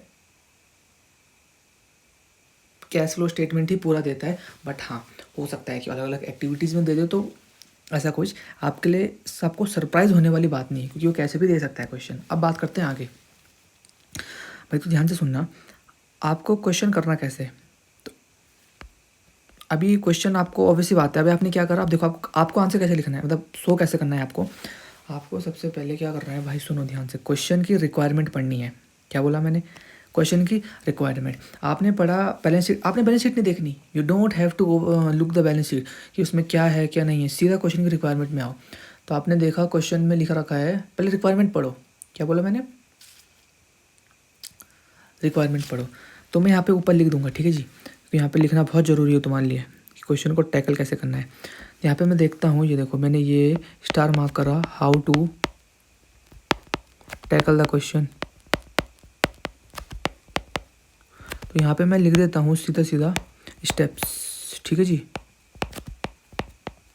तो ये देखो, पहले स्टेप है आपको only look the requirement of question. भाई क्वेश्चन ने बोला क्या है वो पढ़ो पहले, रिक्वायरमेंट पढ़ी। उसके बाद देन प्रिपेयर, अब आपको रिक्वायरमेंट पढ़ने के बाद आपको फॉर्मेट बनाना है, देन प्रिपेयर फॉर्मेट अकॉर्डिंगली। अब मैंने अकॉर्डिंगली वर्ड यूज़ क्यों करा, क्योंकि सर अकॉर्डिंगली में यहाँ पे यूज़ इसलिए हुआ है, हो सकता है वो कुछ इस तरीके से बोल दे कि प्रिपेयर कैश फ्लो, या कुछ इस तरीके से बोल दे कि ऑपरेटिंग निकालो, इन्वेस्टिंग निकालो, या फाइनेंसिंग अलग अलग निकालो। तो जैसे बोलेगा हमको वैसे करना है, ठीक है। देन आपने क्या बोला, then proper format, prepare format accordingly. After that, उसके बाद फिल द अमाउंट, फिर आपको अमाउंट फिल करनी है, fill the amount and solve. तो बस कैसे करेंगे, ध्यान से सुनना। आइए जी, तो आपका क्वेश्चन आया, आपने क्वेश्चन पढ़ा कि आपको कैश फ्लो स्टेटमेंट बोलेगा वो, तो आपको पहले प्रॉपर फुल फ्लेज फॉर्मेट ही पता होना चाहिए। अब ध्यान से सुनते जाओ, हाँ 10-15 मिनट जितना भी लगेगा, इसमें हम पूरा क्वेश्चन को टैकल कर लेंगे। तो क्वेश्चन जो भी बोले आपको पहले ऐसे लिखना है, रिक्वायरमेंट आपने पढ़ ली, उसके बाद आप लिखोगे कैश फ्लो ऑफ कोई भी लिमिटेड, जिस कंपनी का नाम है, कंपनी का नाम लिखोगे। फिर लिखोगे आप एज एट, भाई डेट आएगा ना, फिर आपका आएगा as per AS3 revised, this will be your heading, ये रहेगी आपकी हेडिंग। भाई गुस्सा भेजे में, तो ये आपके रहने वाली है हेडिंग। उसके बाद आप अपना फॉर्मेट बनाओगे, और फॉर्मेट क्या होगा, कैसे बनाओगे वो मैं बता रहा हूँ। तो you have to as it is follow this format in your paper. भाई मैंने यही फॉलो करा था। डन, आगे बात समझ में। चलिए आगे बढ़ते हैं। उसके बाद आपको करना क्या है, उसके बाद भाई एक मिनट, मैं एक पेज और ले लेता हूँ ताकि हम,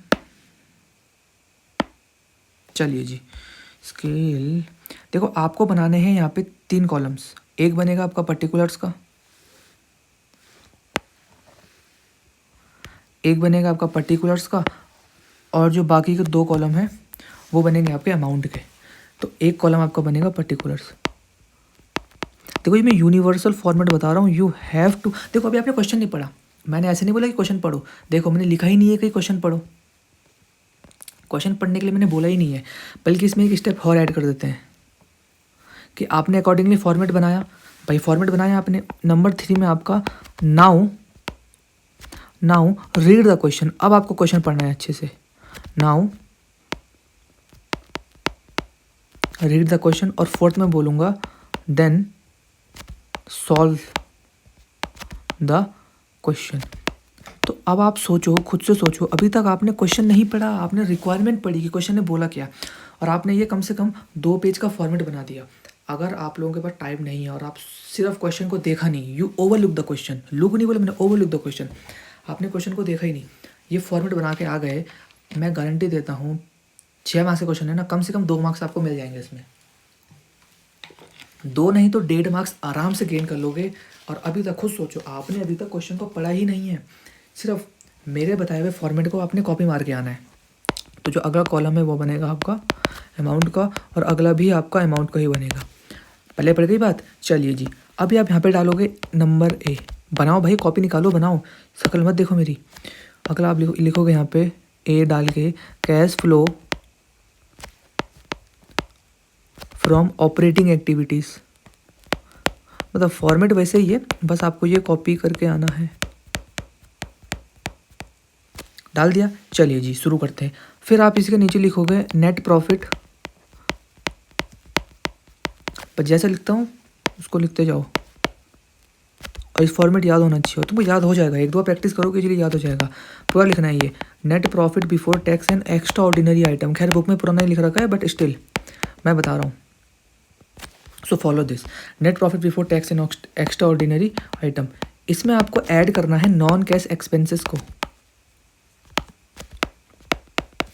नॉन कैश एक्सपेंसेस को। ये आपका फॉर्मेट है, ये आपका फॉर्मेट रहेगा। आपको 3 से 4 लाइन छोड़ देनी है, क्योंकि आपने क्वेश्चन नहीं पढ़ा ना, तो अमाउंट ज़्यादा कम कुछ भी हो सकती है, तो आपको छोड़ देना है 3-4 लाइन। और अब अगला आपको फिर लेस करके लिखना है नॉन कैश इनकम्स को। इसमें आपको ज़्यादा लाइन नहीं छोड़नी, मतलब जितनी आपने एक्सपेंस में छोड़ी है उससे अगर 2-3 लाइन कम छोड़ोगे तो चलेगा, क्योंकि क्वेश्चन में नॉन कैश इनकम्स कम होती हैं। तो ये छोड़ने के बाद आपका आएगा operating profit before working capital changes. ठीक है जी, आपका ये आंसर आया। अभी ये काम करते हैं, ये आपका देखो, पहले आपका एनपीबीटी आपको बाहर लिखना है, आपने ये लिखा, चलो जी। उसके बाद आपका वर्किंग कैपिटल भी बाहर ही आएगा। बाकी जो आप ये करोगे, इसमें कुछ लिखोगे, ये आपको इधर आएगा। ठीक है, मैं आपको क्वेश्चन के साथ बता दूंगा, खैर डोंट टेक अ टेंशन। चलो जी, फिर आपको इसमें भी कुछ ऐड करना है। मैंने बताया था ना, सिर्फ आपको ऑपरेटिंग का एक अच्छा खासा फॉर्मेट होता है, तो ये मैं बता रहा हूँ, ये साइन एरो ऊपर को जा रहा है, मतलब इंक्रीज हो रहा है। So increase in current liabilities मैं शॉर्ट में लिख रहा हूँ यहाँ पे, एंड नीचे की साइड जा रहा है तो डिक्रीज इन करंट एसेट्स। ठीक है जी। अच्छा, फिर अगला आपका आएगा डिक्रीज इन करंट लाइबिलिटीज़, मतलब इसका opposite, and increase in current assets. ठीक है जी। चलो जी, उसके बाद आपका फिर सॉल्व करके प्लस माइनस करने के बाद आपका आता है कैश जनरेटेड फ्रॉम ऑपरेशंस। ठीक है, तो आपका कुछ आता है आंसर, ये आप लिखते हो बाहर में, ये आप आपका यहाँ पे लिखते हो। फिर इसमें से आप कुछ चीज़ लेस करते हो, कुछ या एक चीज़ लेस करते हो, वो होता है टैक्स पेड, इनकम टैक्स आपका पेड आप माइनस करते हो। तो ये ब्रैकेट में दिखाते हैं इसको, किस में दिखाते हैं, ब्रैकेट में। ठीक है जी। उसके बाद आपका एट द एंड कुछ आंसर आता है, तो इसको आप डबल लाइन के अंदर दिखाते हो। वो जो आंसर आता है वो आपका आता है नेट कैश। देखो, अगर आंसर आ रहा है आपका पॉजिटिव, तो मैंने बताया था आपको, आप लिखोगे फ्लो फ्रॉम, तो मैं इसके नीचे बता देता हूँ। अगर आंसर आ रहा है प्लस में पॉजिटिव तो फ्लो फ्रॉम, और अगर आंसर आ रहा है नेगेटिव में तो आप लिखते हो यूज्ड इन। क्या लिखते हो, यूज्ड इन। और फिर दोनों में से कोई एक ही तो आएगा। ठीक है जी। और बाद में लिखते हो आप ऑपरेटिंग एक्टिविटीज़। चलिए जी, तो ये आपका यहाँ पे ख़त्म होता है आपका पार्ट ए। तो ये आपका पार्ट ए। ठीक, आगे फिर आप डालते हो यहाँ पे पार्ट बी कैश, और मैं यही बता रहा हूँ आपने अभी तक क्वेश्चन को देखा ही नहीं है, यू ओवरलुक द क्वेश्चन, तुमने क्वेश्चन को इग्नोर करा है भी, और बिना क्वेश्चन को पढ़े आपने ये सब इतना फॉर्मेट बना दिया, तो भाई मार्क्स मिलते हैं भाई, स्टेप मार्किंग होती है अकाउंट्स में। तो फिर आप अगला लिखते हो आप पार्ट बी में, ये इसका कोई फॉर्मेट नहीं होता, ठीक है जी, इसका कोई फॉर्मेट नहीं होता, आप लिखते हो cash flow from investing activity, और लास्ट में जो आपका आंसर आता है सॉल्व करके, तो मैं इसको डायरेक्ट यहाँ से ना उठा लेता हूँ, है ना, फालतू में ये आपका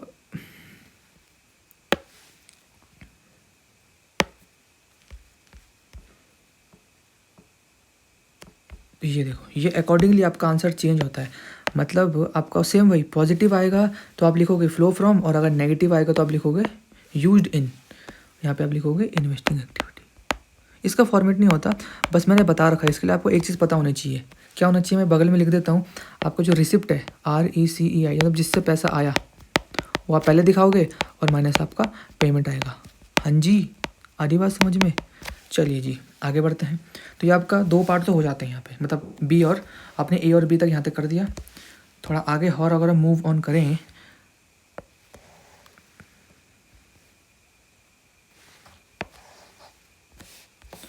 तो हम फिर करते हैं अपना सी, अगला होता है सी।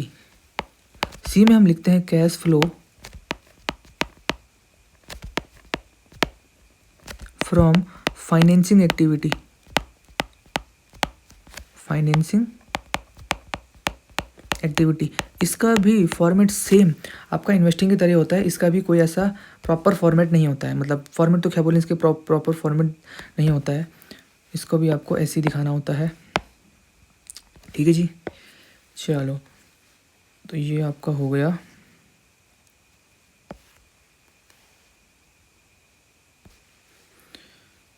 ठीक, इसका भी फॉर्मूला वही है, रिसिप्ट माइनस पेमेंट, मतलब पूरे कैश फ्लो में आपको ये तो दिमाग में रखना है, एक्टिविटी कोई भी हो, आपका सबसे पहले रिसिप्ट आएगा, फिर आपका पेमेंट आएगा। डन। चलिए यहाँ पे लिख दो फाइनेंसिंग एक्टिविटी, इसका आंसर आपका ये आ गया। उसके बाद इसको बंद करो। फिर आपका अगला होता है डी में, डी नंबर होता है आपका नेट। अगर आपका देखो यहाँ पे आता है नेट इंक्रीज और डिक्रीज, तो याद आ रहा होगा मैंने बताया था कि आपको क्या करना होता है, डी में आपको लिखना होता है अपना ए बी और सी, जो आपका आंसर आए ना 3, कौन सा वाला, एक तो ये वाला आंसर, ये वाला आंसर और ये वाला आंसर, इसका टोटल मार के आपको यहाँ पे लिखना होता है। अच्छा सर समझ में आ गई बात। नेट इंक्रीज और डिक्रीज, अगर देखो टोटल मार के आंसर आ रहा है आपका पॉजिटिव तो आप लिखते हो इंक्रीज, और अगर आंसर आ रहा है नेगेटिव में तो आप लिखते हो डिक्रीज। आई बात समझ में? तो वो आंसर आपका यहाँ पे होता है, जो भी होगा वो चाहे इंक्रीज में आए चाहे डिक्रीज में आए, ठीक है, इतना क्लियर हुआ? ठीक है। फिर इसमें आप एक चीज़ ऐड करते हो, आप ऐड करते हो कैश एंड कैश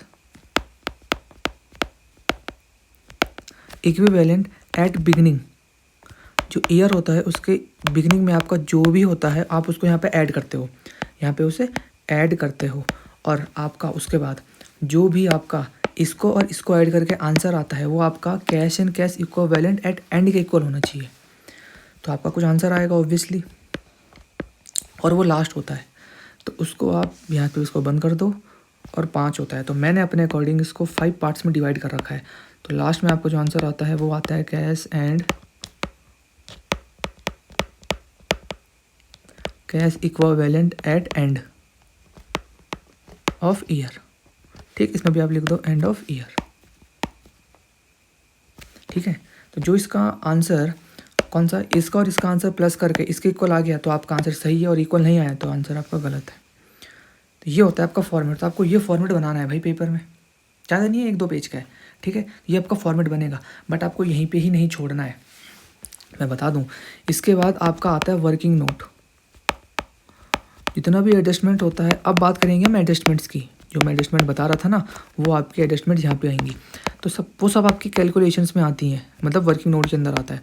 तो पहला आपका जो कैलकुलेशन मतलब वर्किंग नोट बनेगा वो हमेशा बनेगा NPBT का, net profit before tax and extraordinary items, मतलब कौन सा वाला जी दिख रहा है, ये वाला जो है आपका, इसका हमेशा बनेगा, इसका हमेशा बनेगा आपका, क्योंकि 99% केस में क्वेश्चन में ये दिया ही नहीं होगा आपको। You have to find out, you have to calculate that. ठीक है जी। तो चलिए देखते हैं इसे कैसे बनाया जाता है। तो इसको बनाने का आपका फॉर्मेट होता है, इसको भी प्रॉपर फॉर्मेट के साथ बनाना होता है। मतलब आपने जो मैं इसमें दिखा रहा हूँ आपको ये सब करना है। इसमें आपका एक ही फॉर्मेट बनता है, मतलब सॉरी एक ही कॉलम होता है इसका अमाउंट का। तो ये होता है पर्टिकुलर्स, अगला होता है आपका अमाउंट का। ठीक है। तो सुनना, पहले आप लिखते हो नेट प्रॉफिट। क्या लिखते हो यहाँ पे? Net profit. ये आपका जो आता है ये कैसा आता है सर? करंट ईयर के अमाउंट को माइनस करके आता है प्रीवियस ईयर से, करंट माइनस प्रीवियस। ठीक। इसमें कुछ चीज़ें आप ऐड करते हो। सबसे पहले ऐड करते हो transfers to reserve, transfer to reserve. इसका भी सेम होता है current year minus previous year. फिर आप ऐड करते हो इसमें और चीज़ें सर। एक होता है आपका प्रोविजन फॉर टैक्सेशन, जिसका आप अकाउंट भी बनाते हो। प्रोविजन फॉर टैक्स ये आता है सर करंट ईयर की अमाउंट, क्योंकि हमारे पास 2 ईयर दिए होते हैं ना, प्रीवियस और करंट। तो मैं लिख भी रहा हूँ कौन कौन सा आता है। फिर आपका आता है प्रपोज्ड डिविडेंड,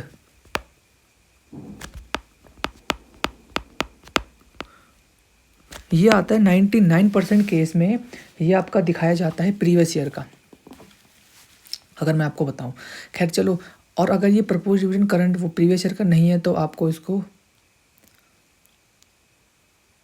ऐड और लेस करके दिखाना होता है। मतलब अगर मैं देखूं तो आपका जो प्रपोज डिविडेंड होता है वो हमेशा करंट ईयर का आता है।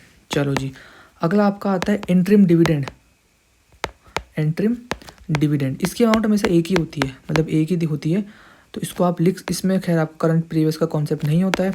इसमें आप लिख सकते हो ड्यूरिंग द ईयर, क्योंकि आप पूरे साल भर का एक ही देते हो ना, तो इसमें करंट प्रीवियस का कोई कॉन्सेप्ट नहीं होता है। अच्छा, अगला क्या होता है इसमें प्लस करने के लिए? सर अगला मैं बोलूँ फाइनल डिविडेंड भी होता है। मतलब खैर डिविडेंड बहुत सारे होते हैं, खैर ये क्या होते हैं कैसे होते हैं वो आपके लिए ज़रूरी नहीं है। बट फाइनल डिविडेंड ऑब्वियसली बात है, ये भी सेम आपको ड्यूरिंग द ईयर ही आता है, ड्यूरिंग द ईयर। तो यार ये तो होता है भाई तुम्हारा, इसको मैं हटाता हूँ थोड़ा सा। हाँ, ये होता है जो तो आप लोग प्लस करते हो। एक चीज़ होती है सर माइनस करते हो। सर माइनस भी होता है? हाँ जी बिल्कुल भाई, माइनस तो होता है। एक चीज़ होती है जिसे आप प्रॉपर माइनस करके दिखाते हो। तो वो जो माइनस करके दिखाते हो उसे मैं नीचे लिख लेता हूँ। चलो, आप दिखाते हो टैक्स रिफंड, आपको कोई टैक्स का रिफंड मिल गया तो उसे आप लेस करके दिखाते हो यहाँ पे ब्रैकेट के अंदर। फिर आता है आपका एक प्रॉपर आंसर, और उस आंसर को आप बोलते हो NPBT।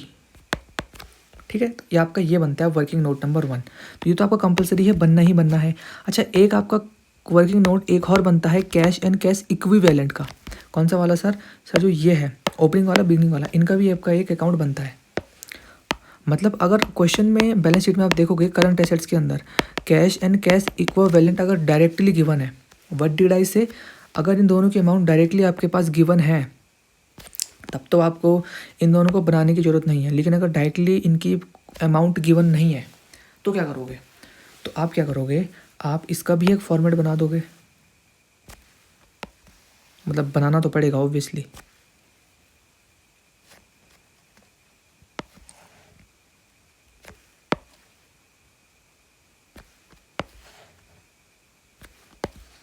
इसमें आपको बनाने होते हैं 3 कॉलम्स। क्या बनाने होते हैं आपको? 3 प्रॉपर कॉलम बनते हैं आपके इसमें। ठीक है जी। एक बनता है पर्टिकुलर्स का, एक बनता है आपका करंट ईयर का, और एक बनता है प्रीवियस ईयर का।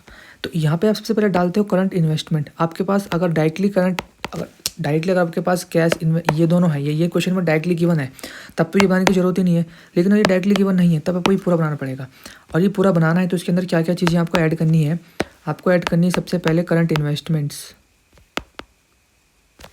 क्या ऐड करनी है भाई? Current investments. वैसे 99% केस में दिया ही होता है, पर चलो ठीक है। करंट ईयर का और प्रीवियस ईयर का। तो अब ये बताओ, इसमें ना देखो करंट ईयर प्रीवियस ईयर वैसे डालने की आपको ज़रूरत नहीं होती, बस खुद सोचो करंट ईयर और प्रीवियस ईयर का मतलब क्या है। सर करंट ईयर का मतलब है आपका ये है ईयर एंड वाला, ईयर एंड। ठीक है, तो बता दूं क्योंकि मैंने ऊपर बिगनिंग और क्लोजिंग लिखा है ना, बिगनिंग और एंड, और प्रीवियस ईयर होता है आपका बिगनिंग वाला। आइए बात समझ में? ठीक है जी। तो ये आपका पता होना चाहिए आपको, कन्फ्यूजन नहीं होनी चाहिए। तो ये होता है करंट इन्वेस्टमेंट। कुछ अमाउंट यहाँ पे आएगी पिछले साल की, कुछ अमाउंट यहाँ पे आएगी इस साल की। अरे सर आएगी ना, ठीक है बिल्कुल आएगी। चलो उसके बाद आपको इसमें ऐड और क्या करना होता है सर, एक चीज़ ऐड होती है आपकी कैश एंड बैंक बैलेंस, ये आपका दिया होता है कैश एंड बैंक बैलेंस बस। तो आपको इन सबको टोटल करना होता है तो आपका कुछ आंसर आता है, तो वो होता है आपका cash and cash equivalent proper वाला। डन। चलो तीसरा आपको बनाना होता है, अब एडजस्टमेंट्स की बारी होती है। तो सबसे पहला आपका बनता है प्रोविजन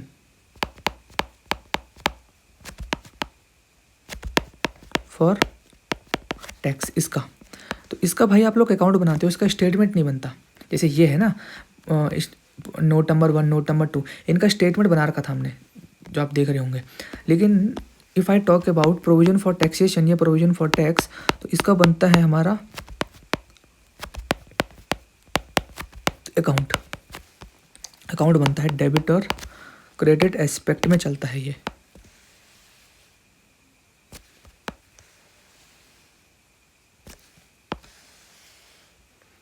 और तुम्हें एक बात पता होगी, बैलेंस जो अभी आपकी एडजस्टमेंट्स होती हैं, एडजस्टमेंट्स का हमेशा 2 एस्पेक्ट होता है। मतलब उसको आपको एक जगह डेबिट भी करना होता है, एक जगह क्रेडिट भी करना होता है। मतलब सर एक जगह हमको उसे प्लस भी करना होता है और एक जगह हमको उसको माइनस भी करना होता है। इसीलिए सारी की सारी जो एडजस्टमेंट तुम देखोगे यानी वर्किंग नोट में, सब आपका डेबिट भी होगा और क्रेडिट भी होगा, ठीक है। अच्छा, ऐसे ही आपका एक अकाउंट और बनता है fixed account, fixed assets account. अच्छा, इसके अंदर क्या क्या आएगा कैसे आएगा सब बताता हूँ अभी। हाँ, आपका बनता है फिर फिक्स्ड एसेट्स। क्या बनता है भाई? Fixed assets. तो फिक्स्ड एसेट्स का आपका अकाउंट बनाना पड़ेगा आपको। और याद रखना, एडजस्टमेंट या अकाउंट वगैरह या कैलकुलेशन वगैरह सिर्फ उन्हीं के करते हो जो एडजस्टमेंट में दी होती है। जो एडजस्टमेंट में नहीं दे रखी है उनको आपको एज सच शो करने की ज़रूरत नहीं है, एक्सेप्ट नोट नंबर 1 एंड 2, वो आपको दिखाना ही दिखाना है, ठीक है भाई।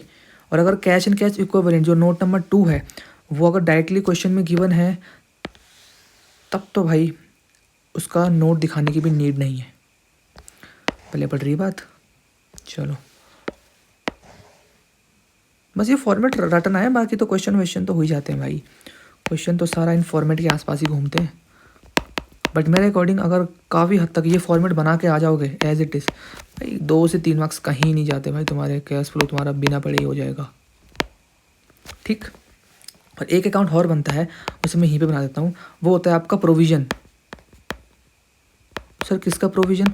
अरे तीसरा कौन सा था सर? Provision for depreciation. तो याद रखना, प्रोविज़न फॉर डेप्रीशिएशन का दूसरा नाम भी होता है, उसको बोलते हैं एक्यूमुलेटेड डेप्रीशिएशन। सर क्या बोला आपने? Accumulated depreciation. मैं शॉर्ट में नाम लिख रहा हूँ, पीएफडी अकाउंट या एडी अकाउंट, ठीक है जी। तो कन्फ्यूज मत हो ना, कहीं तुम बोल रहे सर क्या लिखा है ये कुछ समझ नहीं आ रहा। तो पीएफडी यानी प्रोविजन फॉर डेप्रीशिएशन और एडी यानी एक्यूमुलेटेड डेप्रीशिएशन, ठीक। चलो यार एक पेज और ले ही लेते हैं, इतनी कंजूसी ठीक नहीं है। तो ये है आपका, ये बन गया बन गया बन गया, ये देखो जी। तो आपका ये अकाउंट हम बनाते हैं, एक काम करते हैं इसको नीचे बना देते हैं, क्यों फालतू में क्यों पंगे करने। ये हो गया तुम्हारा यहाँ पे,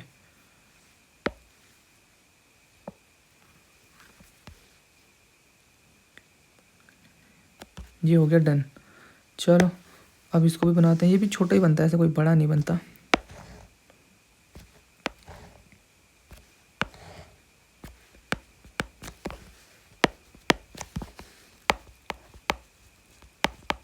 बस आपको ये फॉर्मेट समझना है, बाकी आगे क्वेश्चन और फिर आगे हम सॉल्व कैसे करेंगे वो तो भाई जब मैं अगली वीडियो लेकर आऊँगा ना क्वेश्चंस की, तो उसमें इजीली हमको सब समझ में आएगा। डोंट वरी भाई, सब इजीली हो जाएगा।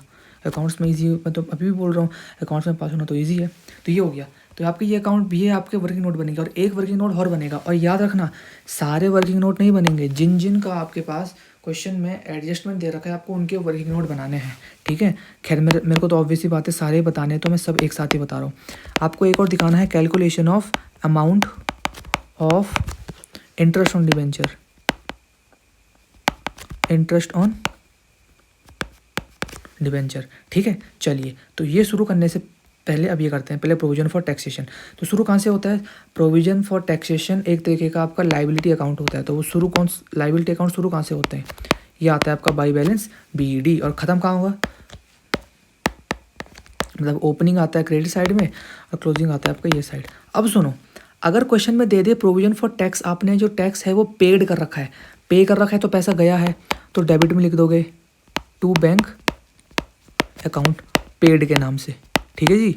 तो आपकी जो हमेशा और हमेशा बैलेंसिंग फिगर आएगा वो आएगा क्रेडिट साइड, तो यहाँ पे आप लिखोगे बाई SOPL, बाई SOPL, ठीक है। ये आपका होता है बैलेंसिंग फिगर, अरे हेलो, पहले बड़ी बात बैलेंसिंग फिगर, ठीक है। अगर बाई चांस क्वेश्चन में ना वो दे दे टैक्स पेड नहीं, उसने बोला टैक्स मेड या टैक्स प्रोवाइडेड, सुनते जाओ, टैक्स पेड या टैक्स प्रोवाइडेड, उसका मतलब ये नहीं है, उसका मतलब ये है, तो अमाउंट फिर आपकी ये आएगी, तो फिर जो कमी पड़ेगी वो ये वाली पड़ेगी। मतलब इसमें 4 चीज़ें ही आती है, कोई 5वां नहीं आएगा। पहला कौन सा वाला सर, ये और ये तो हमसे गिवन होगा, टैक्स पेड बोल रखा है तो अमाउंट यहाँ पे आएगी, तो बैलेंसिंग फिगर ये वाली आ जाएगी, ठीक है, पहले बड़ी बात। अगला, अगर क्वेश्चन में टैक्स पेड नहीं टैक्स मेड या टैक्स प्रोवाइडेड बोल रखा है तो अमाउंट ये वाली आएगी, मतलब यहाँ पे आएगी, और बैलेंसिंग फिगर ये वाली आ जाएगी। पहले पड़ गई बात, ठीक है। तो ये आपका होता है, ठीक, समझ में आई बात कैसे हो रहा है। अच्छा, अब इनकी अमाउंट कहाँ कहाँ आएगी सर, जरा ये बता देते तो बढ़िया होता।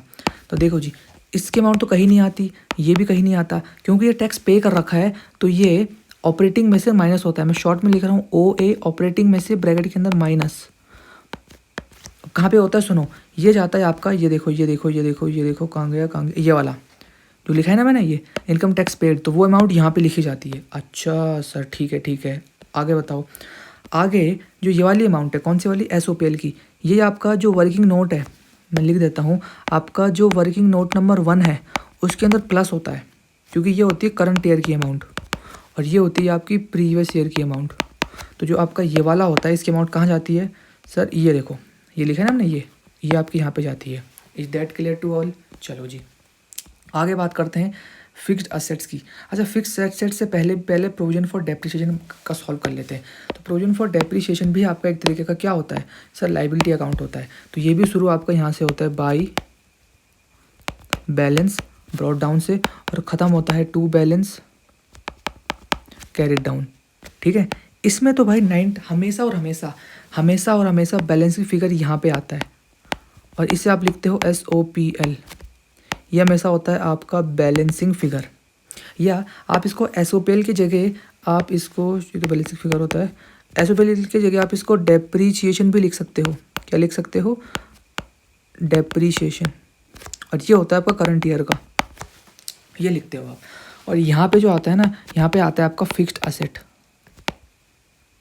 क्या होता है, फिक्स्ड एसेट्स। सर आप बताओ कहाँ कहाँ ये जाते हैं।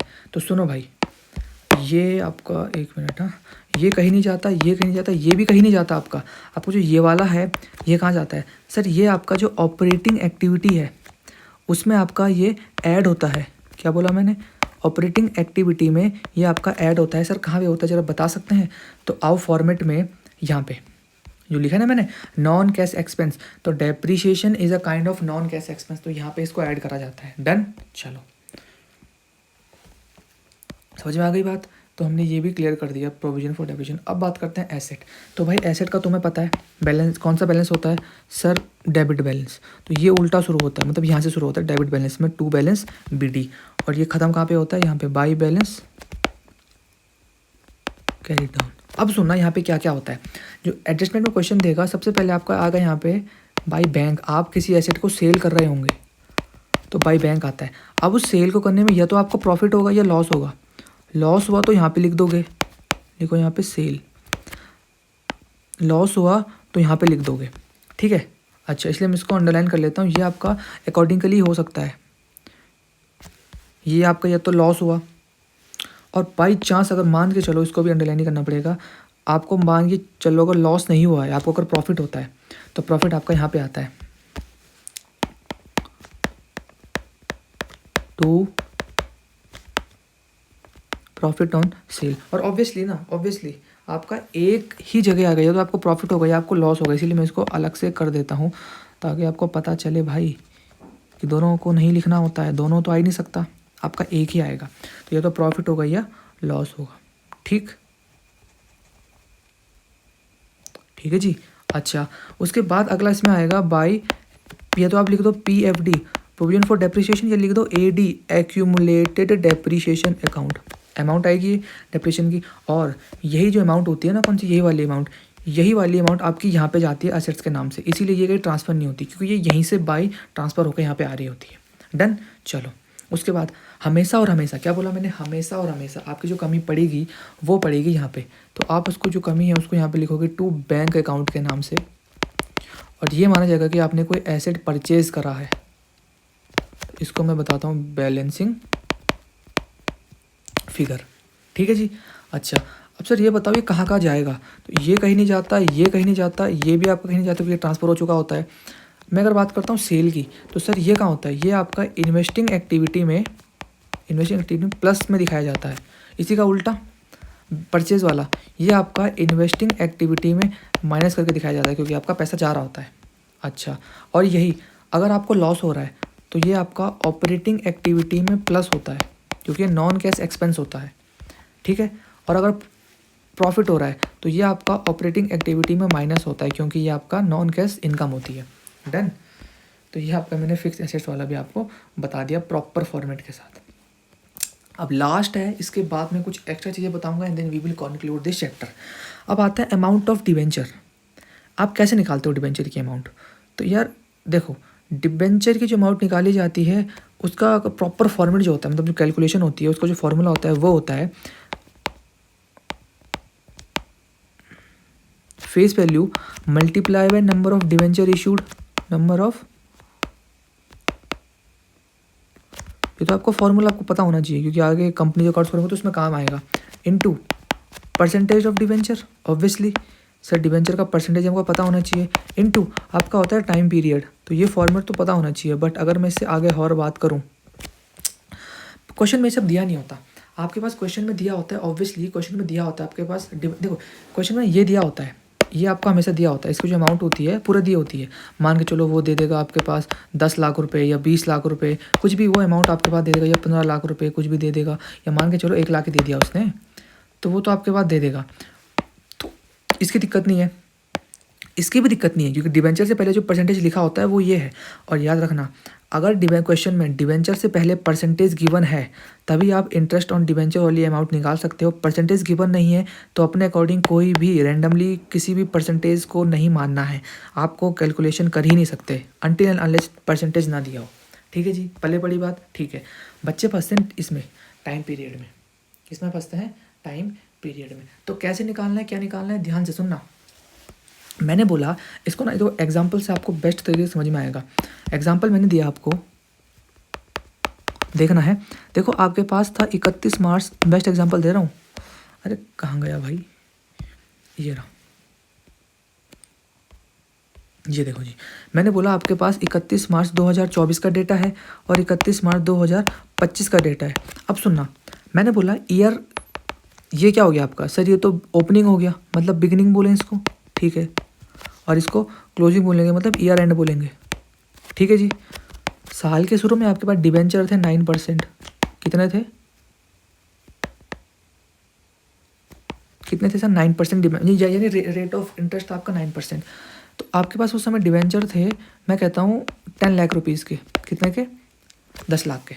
ठीक, ये केस नंबर 1, सुनते जाओ यार, बिल्कुल अच्छे से समझो, तुमने यहीं पे फंसना है।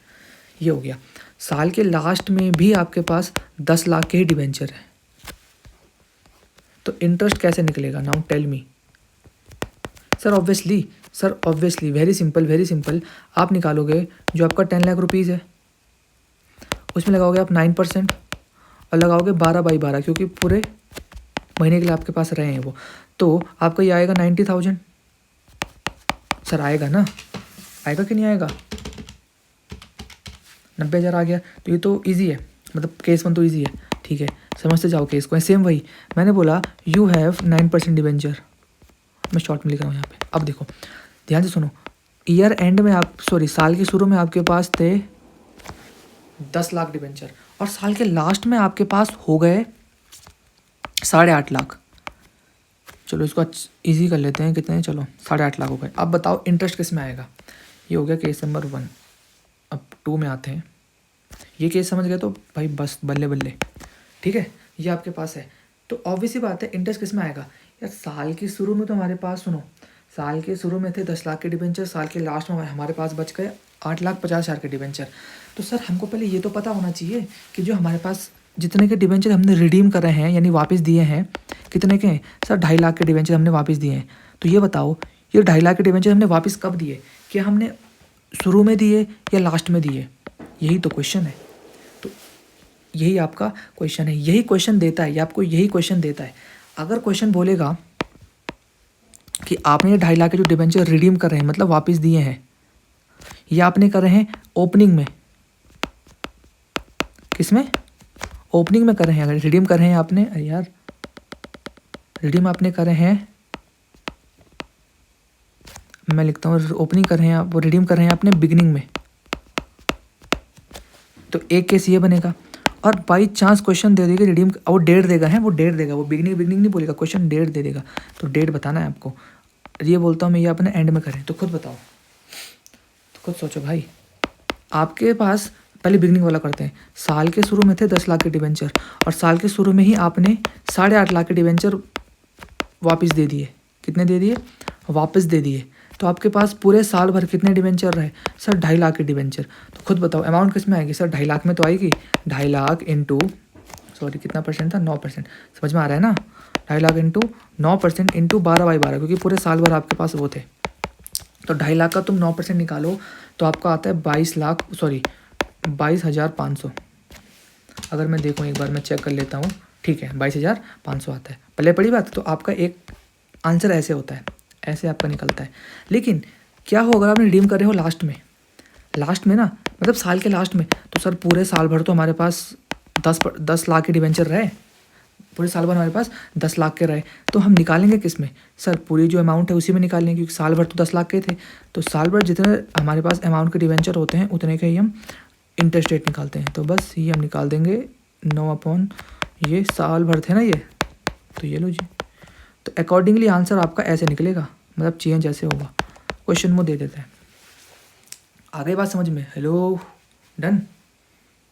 पहले पड़ गई बात। और एक लास्ट केस आपका एक और बनेगा। ये तो था जो आपने डिबेंचर को रिडीम करा, तो 2 केस समझ में आ गए। अरे सिंपल केस है भाई, एक बार खुद से पढ़ने बैठोगे ना सब समझ में आएगा। तो टेंशन मत लेना कि समझ नहीं आ रहा, सब ऊपर से जा रहा है। अरे सब इजीली समझ में आता है। आखिरी केस है, लास्ट है आपका। मैंने बोला 9% डिबेंचर है, सेम 9% ही ले रहा हूँ मैं। डिबेंचर है, मैंने सेम वही बोला। साल की शुरुआत में डिबेंचर थे आपके पास 10 लाख के, कितने के? 10 लाख के। और साल की लास्ट में आपके पास अब डिबेंचर हो गए 15 लाख के। वाह जी सर, 15 लाख के हो गए। तो अब बताओ अमाउंट किस में निकलेगा सर? खुद देखो कितने के आपने इशू करे हैं सर? 5 लाख एक्स्ट्रा हो गए। यहाँ पे जो अपने 2.5 लाख के थे ये रिडीम कर रहे हैं, मतलब वापस दिए हैं, तो इंग्लिश में बोला जाता है उनको रिडीम करना, ठीक है। लेकिन सर यहाँ पे रिडीम थोड़ी आएगा, यहाँ पे तो इशू आएगा, क्योंकि बढ़ रहा है, आपने इशू कर रहे हैं, ठीक है। तो इसमें भी आपके पास 2 सिचुएशन बनेगी, सेम अभी वाली ही बनेगी, और अच्छे से बनेगी। ध्यान से सुनना। अगर मैं बोलता हूँ, आप क्वेश्चन दिया होगा, अगर आपने इशू करे हैं डिबेंचर एट बिगनिंग में, और इशू वाला आता है भाई क्वेश्चन, मैं बता दूं, या तो आपने बिगनिंग में इशू करे हैं या आपने एंड में इशू करे हैं, और है बहुत इजी भाई, है बहुत इजी। अच्छे से समझोगे सब समझ में आएगा, ठीक है। इशू कर रहे हैं अगर आपने बिगिनिंग में, तो खुद सोचो साल के शुरू में आपके पास 10 लाख के थे, और लास्ट में कितने हो गए सर? 15 लाख के हो गए। मतलब आपने 5 लाख के और करे हैं, साल के शुरू में ही इशू कर दिए। तो कितने हो गए टोटल आपके पास सर? टोटल हो गया 15 लाख। तो अब रेट किस में निकलेगा सर? 15 लाख में निकलेगा। Very good. इंटू 12/12, तो कितना आएगा? 15 लाख का 9% आता है 1,05,000, सॉरी 1,35,000 आता है। क्या कर रहा हूँ मैं? 1,35,000 ही आता है, ठीक है। एक बार मैं देख लूँ, 15 लाख का 9% होता है 1,35,000, ठीक है जी। चलो अब मैं बोलता हूँ आपने ईयर एंड में करा है, तो खुद सोचो साल भर में आपके पास कितने डिबेंचर थे? सॉरी 10 लाख के थे। अब साल के लास्ट में आपने इशू कराया, तो लास्ट में इशू करके फ़ायदा क्या है हमको? लास्ट में हमको वैसे ही मतलब नहीं होता, हमको होता है पूरे साल भर से। तो आपके साल भर में कितने रहे होंगे आपके पास सर? ऑब्वियसली 10 लाख के रहे होंगे हमारे पास। तो किस में निकलेगा हमारा रेट सर? इसी में निकलेगा। और किस में निकलेगा? बस ये केस समझ जाओ अच्छे से, आपका पूरा का पूरा 12th का कैश फ्लो इसी में समाप्त होता है। हो गया भाई, हो गया, पल्ले पड़ गया तुम्हारा सब कुछ। ठीक है, डन डन डन डन। ठीक है, चलो जी, आगे बात समझ में। तो आपका केस नंबर 1, केस नंबर 2 और केस नंबर 3 को कराने के बाद ही we have concluded our chapter, हमारा चैप्टर ख़त्म होता है। लेकिन इसको कराने से पहले मैं आपको कुछ चीज़ें बता दूं। देखो, ये फॉर्मेट आप बनाओगे, बिल्कुल बनाओगे, और इसी फॉर्मेट को मैं थोड़ा आगे प्रोसीड करता हूँ कि जो आपका नॉन कैश याद रखना है, आपका जो क्या है नॉन कैश मैं कुछ बता दूँ, पहले से चीज़ें बता दूँ जो पेपर में आपको आंसर में यहाँ पे आएंगी, श्योर शॉर्ट है। मैं ये बताऊंगा आपको नॉन कैश एक्सपेंस कौन से होते हैं और नॉन कैश इनकम कौन से होते हैं, क्योंकि उसके बाद तो व्हाट्सअप इसमें कुछ करने जैसा है नहीं। ठीक, तो पहले बात करते हैं ऑपरेटिंग की।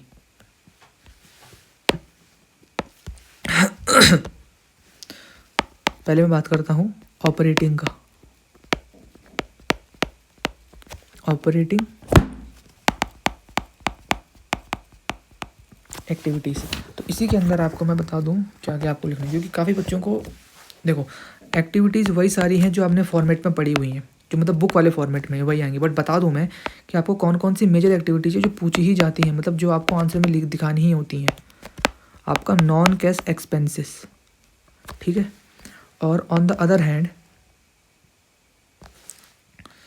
चलो इसको बाद में बनाएंगे, तो नॉन कैश एक्सपेंसेस में आपका कौन कौन सा आता है सुनना ध्यान से।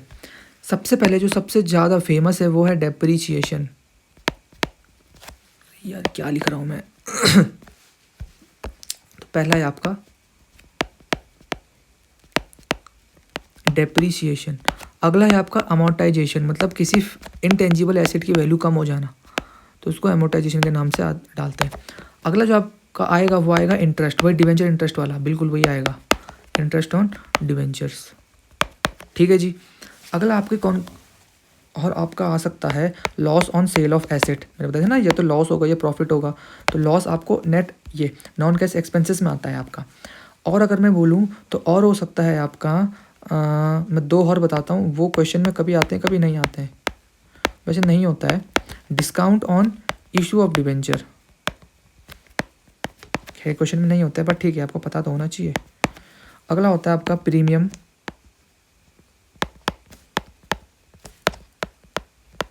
पेबल ऑन रिडम्पशन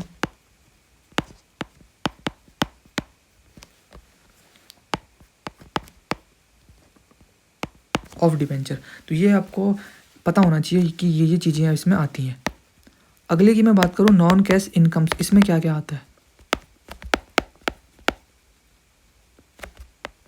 तो इसमें आपका आता है जितने भी आपको पैसा रिसीव होता है, जो चीज़ें आपको रिसीव होती है। पहला तो हो सकता है आपको प्रॉफिट हो जाए, भाई एसेट सेल करने में तो लॉस होगा, ये प्रॉफिट होगा, लॉस होगा तो इसमें लिख देना एक्सपेंस में, और अगर प्रॉफिट होगा तो सेल में लिख देना। अगला आपका आता है रेंट रिसीव्ड,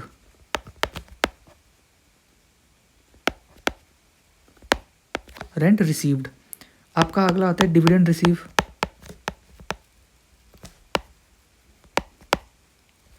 अगला आता है आपका रॉयल्टी रिसीव, मतलब जो चीज़ आपको रिसीव हो रही है इनकम के फॉर्म में। तो बेसिकली यही 3-4 चीज़ें इसमें आती है, कुछ और इसमें एक्स्ट्रा नहीं आता। तो ये आपका होता है ऑपरेटिंग एक्टिविटी वाला। अगली बात करते हैं इन्वेस्टिंग वाला। मैं सारा बता देता हूँ कि कौन कौन से मेजर एक्टिविटीज़ जो यानी मेजर एक्टिविटीज़ के आइटम्स आपको अपने पेपर में देखने को मिल सकते हैं, मतलब आपको बेसिकली वो पता होना चाहिए। तो ऑपरेटिंग का मैंने बता दिया, अब बात करते हैं इन्वेस्टिंग। इन्वेस्टिंग एक बार तुम फॉर्मेट देखो, इन्वेस्टिंग का फॉर्मेट देखोगे तो आपका ऐसा है। तो पहले आपको लिखनी होती है सारी यहाँ पे रिसिप्ट्स, फिर लिखनी होती है सारी पेमेंट। तो मैं बता दूँ मेजरली कौन कौन सी आपके रिसिप्ट आती हैं, कौन कौन सी आपकी पेमेंट्स आती हैं। ठीक है भाई, तो इसमें सबसे पहले मैं बात करता हूँ रिसिप्ट्स की, कि कौन कौन सी आपकी रिसिप्ट्स आपको बेसिकली आपको देखने को मिलती हैं। तो देखो जी, पहली आपकी जो रिसिप्ट है वो होती है आपकी सेल ऑफ एसेट। ऑब्वियसली अब एसेट में कोई भी हो सकता है, फिक्स एसेट हो सकता है, नॉन करंट एसेट्स हो सकते हैं, नॉन करंट इन्वेस्टमेंट कुछ भी हो सकता है, सेल करा आपने एसेट्स को। ठीक है, अगला आपके पास यही सब रिसीव, देखो जो आपके पास ये सब रिसीव हुआ ना, ये rent receive, dividend receive, royalty receive, ये सब आपका यहाँ पे इन्वेस्टिंग का पार्ट में भी दिखाया जाता है, उन्हें बिल्कुल दिखाया जाता है।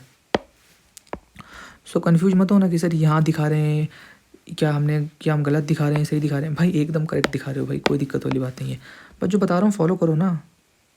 ये होता है आपका रिसिप्ट में। रिसिप्ट में बेसिकली यही आता है, कुछ ज़्यादा खास आता नहीं है। फिर आपका अगला होता है पेमेंट।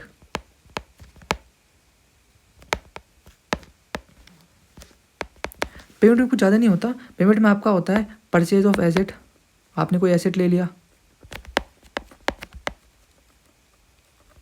बस और कुछ नहीं आता। 99% केस में आपको यही आता है, बस done done done done done. ठीक है जी, तो ये आपका आता है। इसके बाद अगर मैं बताऊँ आपको, इसके बाद अगर मैं आपको बताऊँ तो इसके बाद कितना हो गया, लास्ट है आपका, फिर आपका चैप्टर ही ख़त्म हो जाएगा। लास्ट है आपका फाइनेंसिंग में कौन कौन सा आता है और कौन कौन सा नहीं आता है।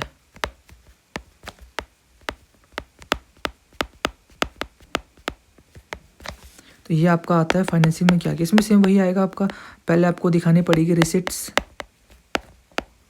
रिसिप्ट में क्या क्या आपके पास आएगा, तो खुद सोचो रिसिप्ट में आपके पास कहाँ कहाँ से पैसा आएगा। सर आपके पास पैसा आएगा इशू ऑफ डिबेंचर से। अच्छा, अगला आएगा इशू ऑफ शेयर्स से। अगला आपके पास आएगा लोन टेकन, आपने कोई लोन ले लिया, हाँ जी, ये आपका इंक्रीज इन बैंक ओवरड्राफ्ट, उसमें इंक्रीमेंट हो गया, तो वो आपका आता है रिसिप्ट में। अगला आपका आएगा सर पेमेंट।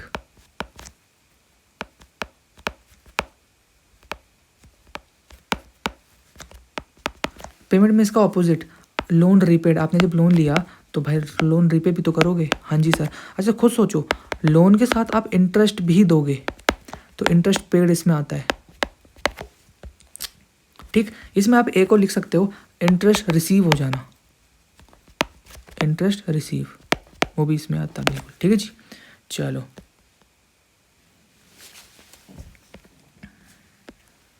ये आपका इंटरेस्ट रीपे। और सोचो सर, और आपका इसका अपोजिट जो आपने बताया था, जो बैंक ओवरड्राफ्ट है उसका अगर डिक्रीमेंट आएगा, डिक्रीज आएगा तो वो पेमेंट में आता है आपका।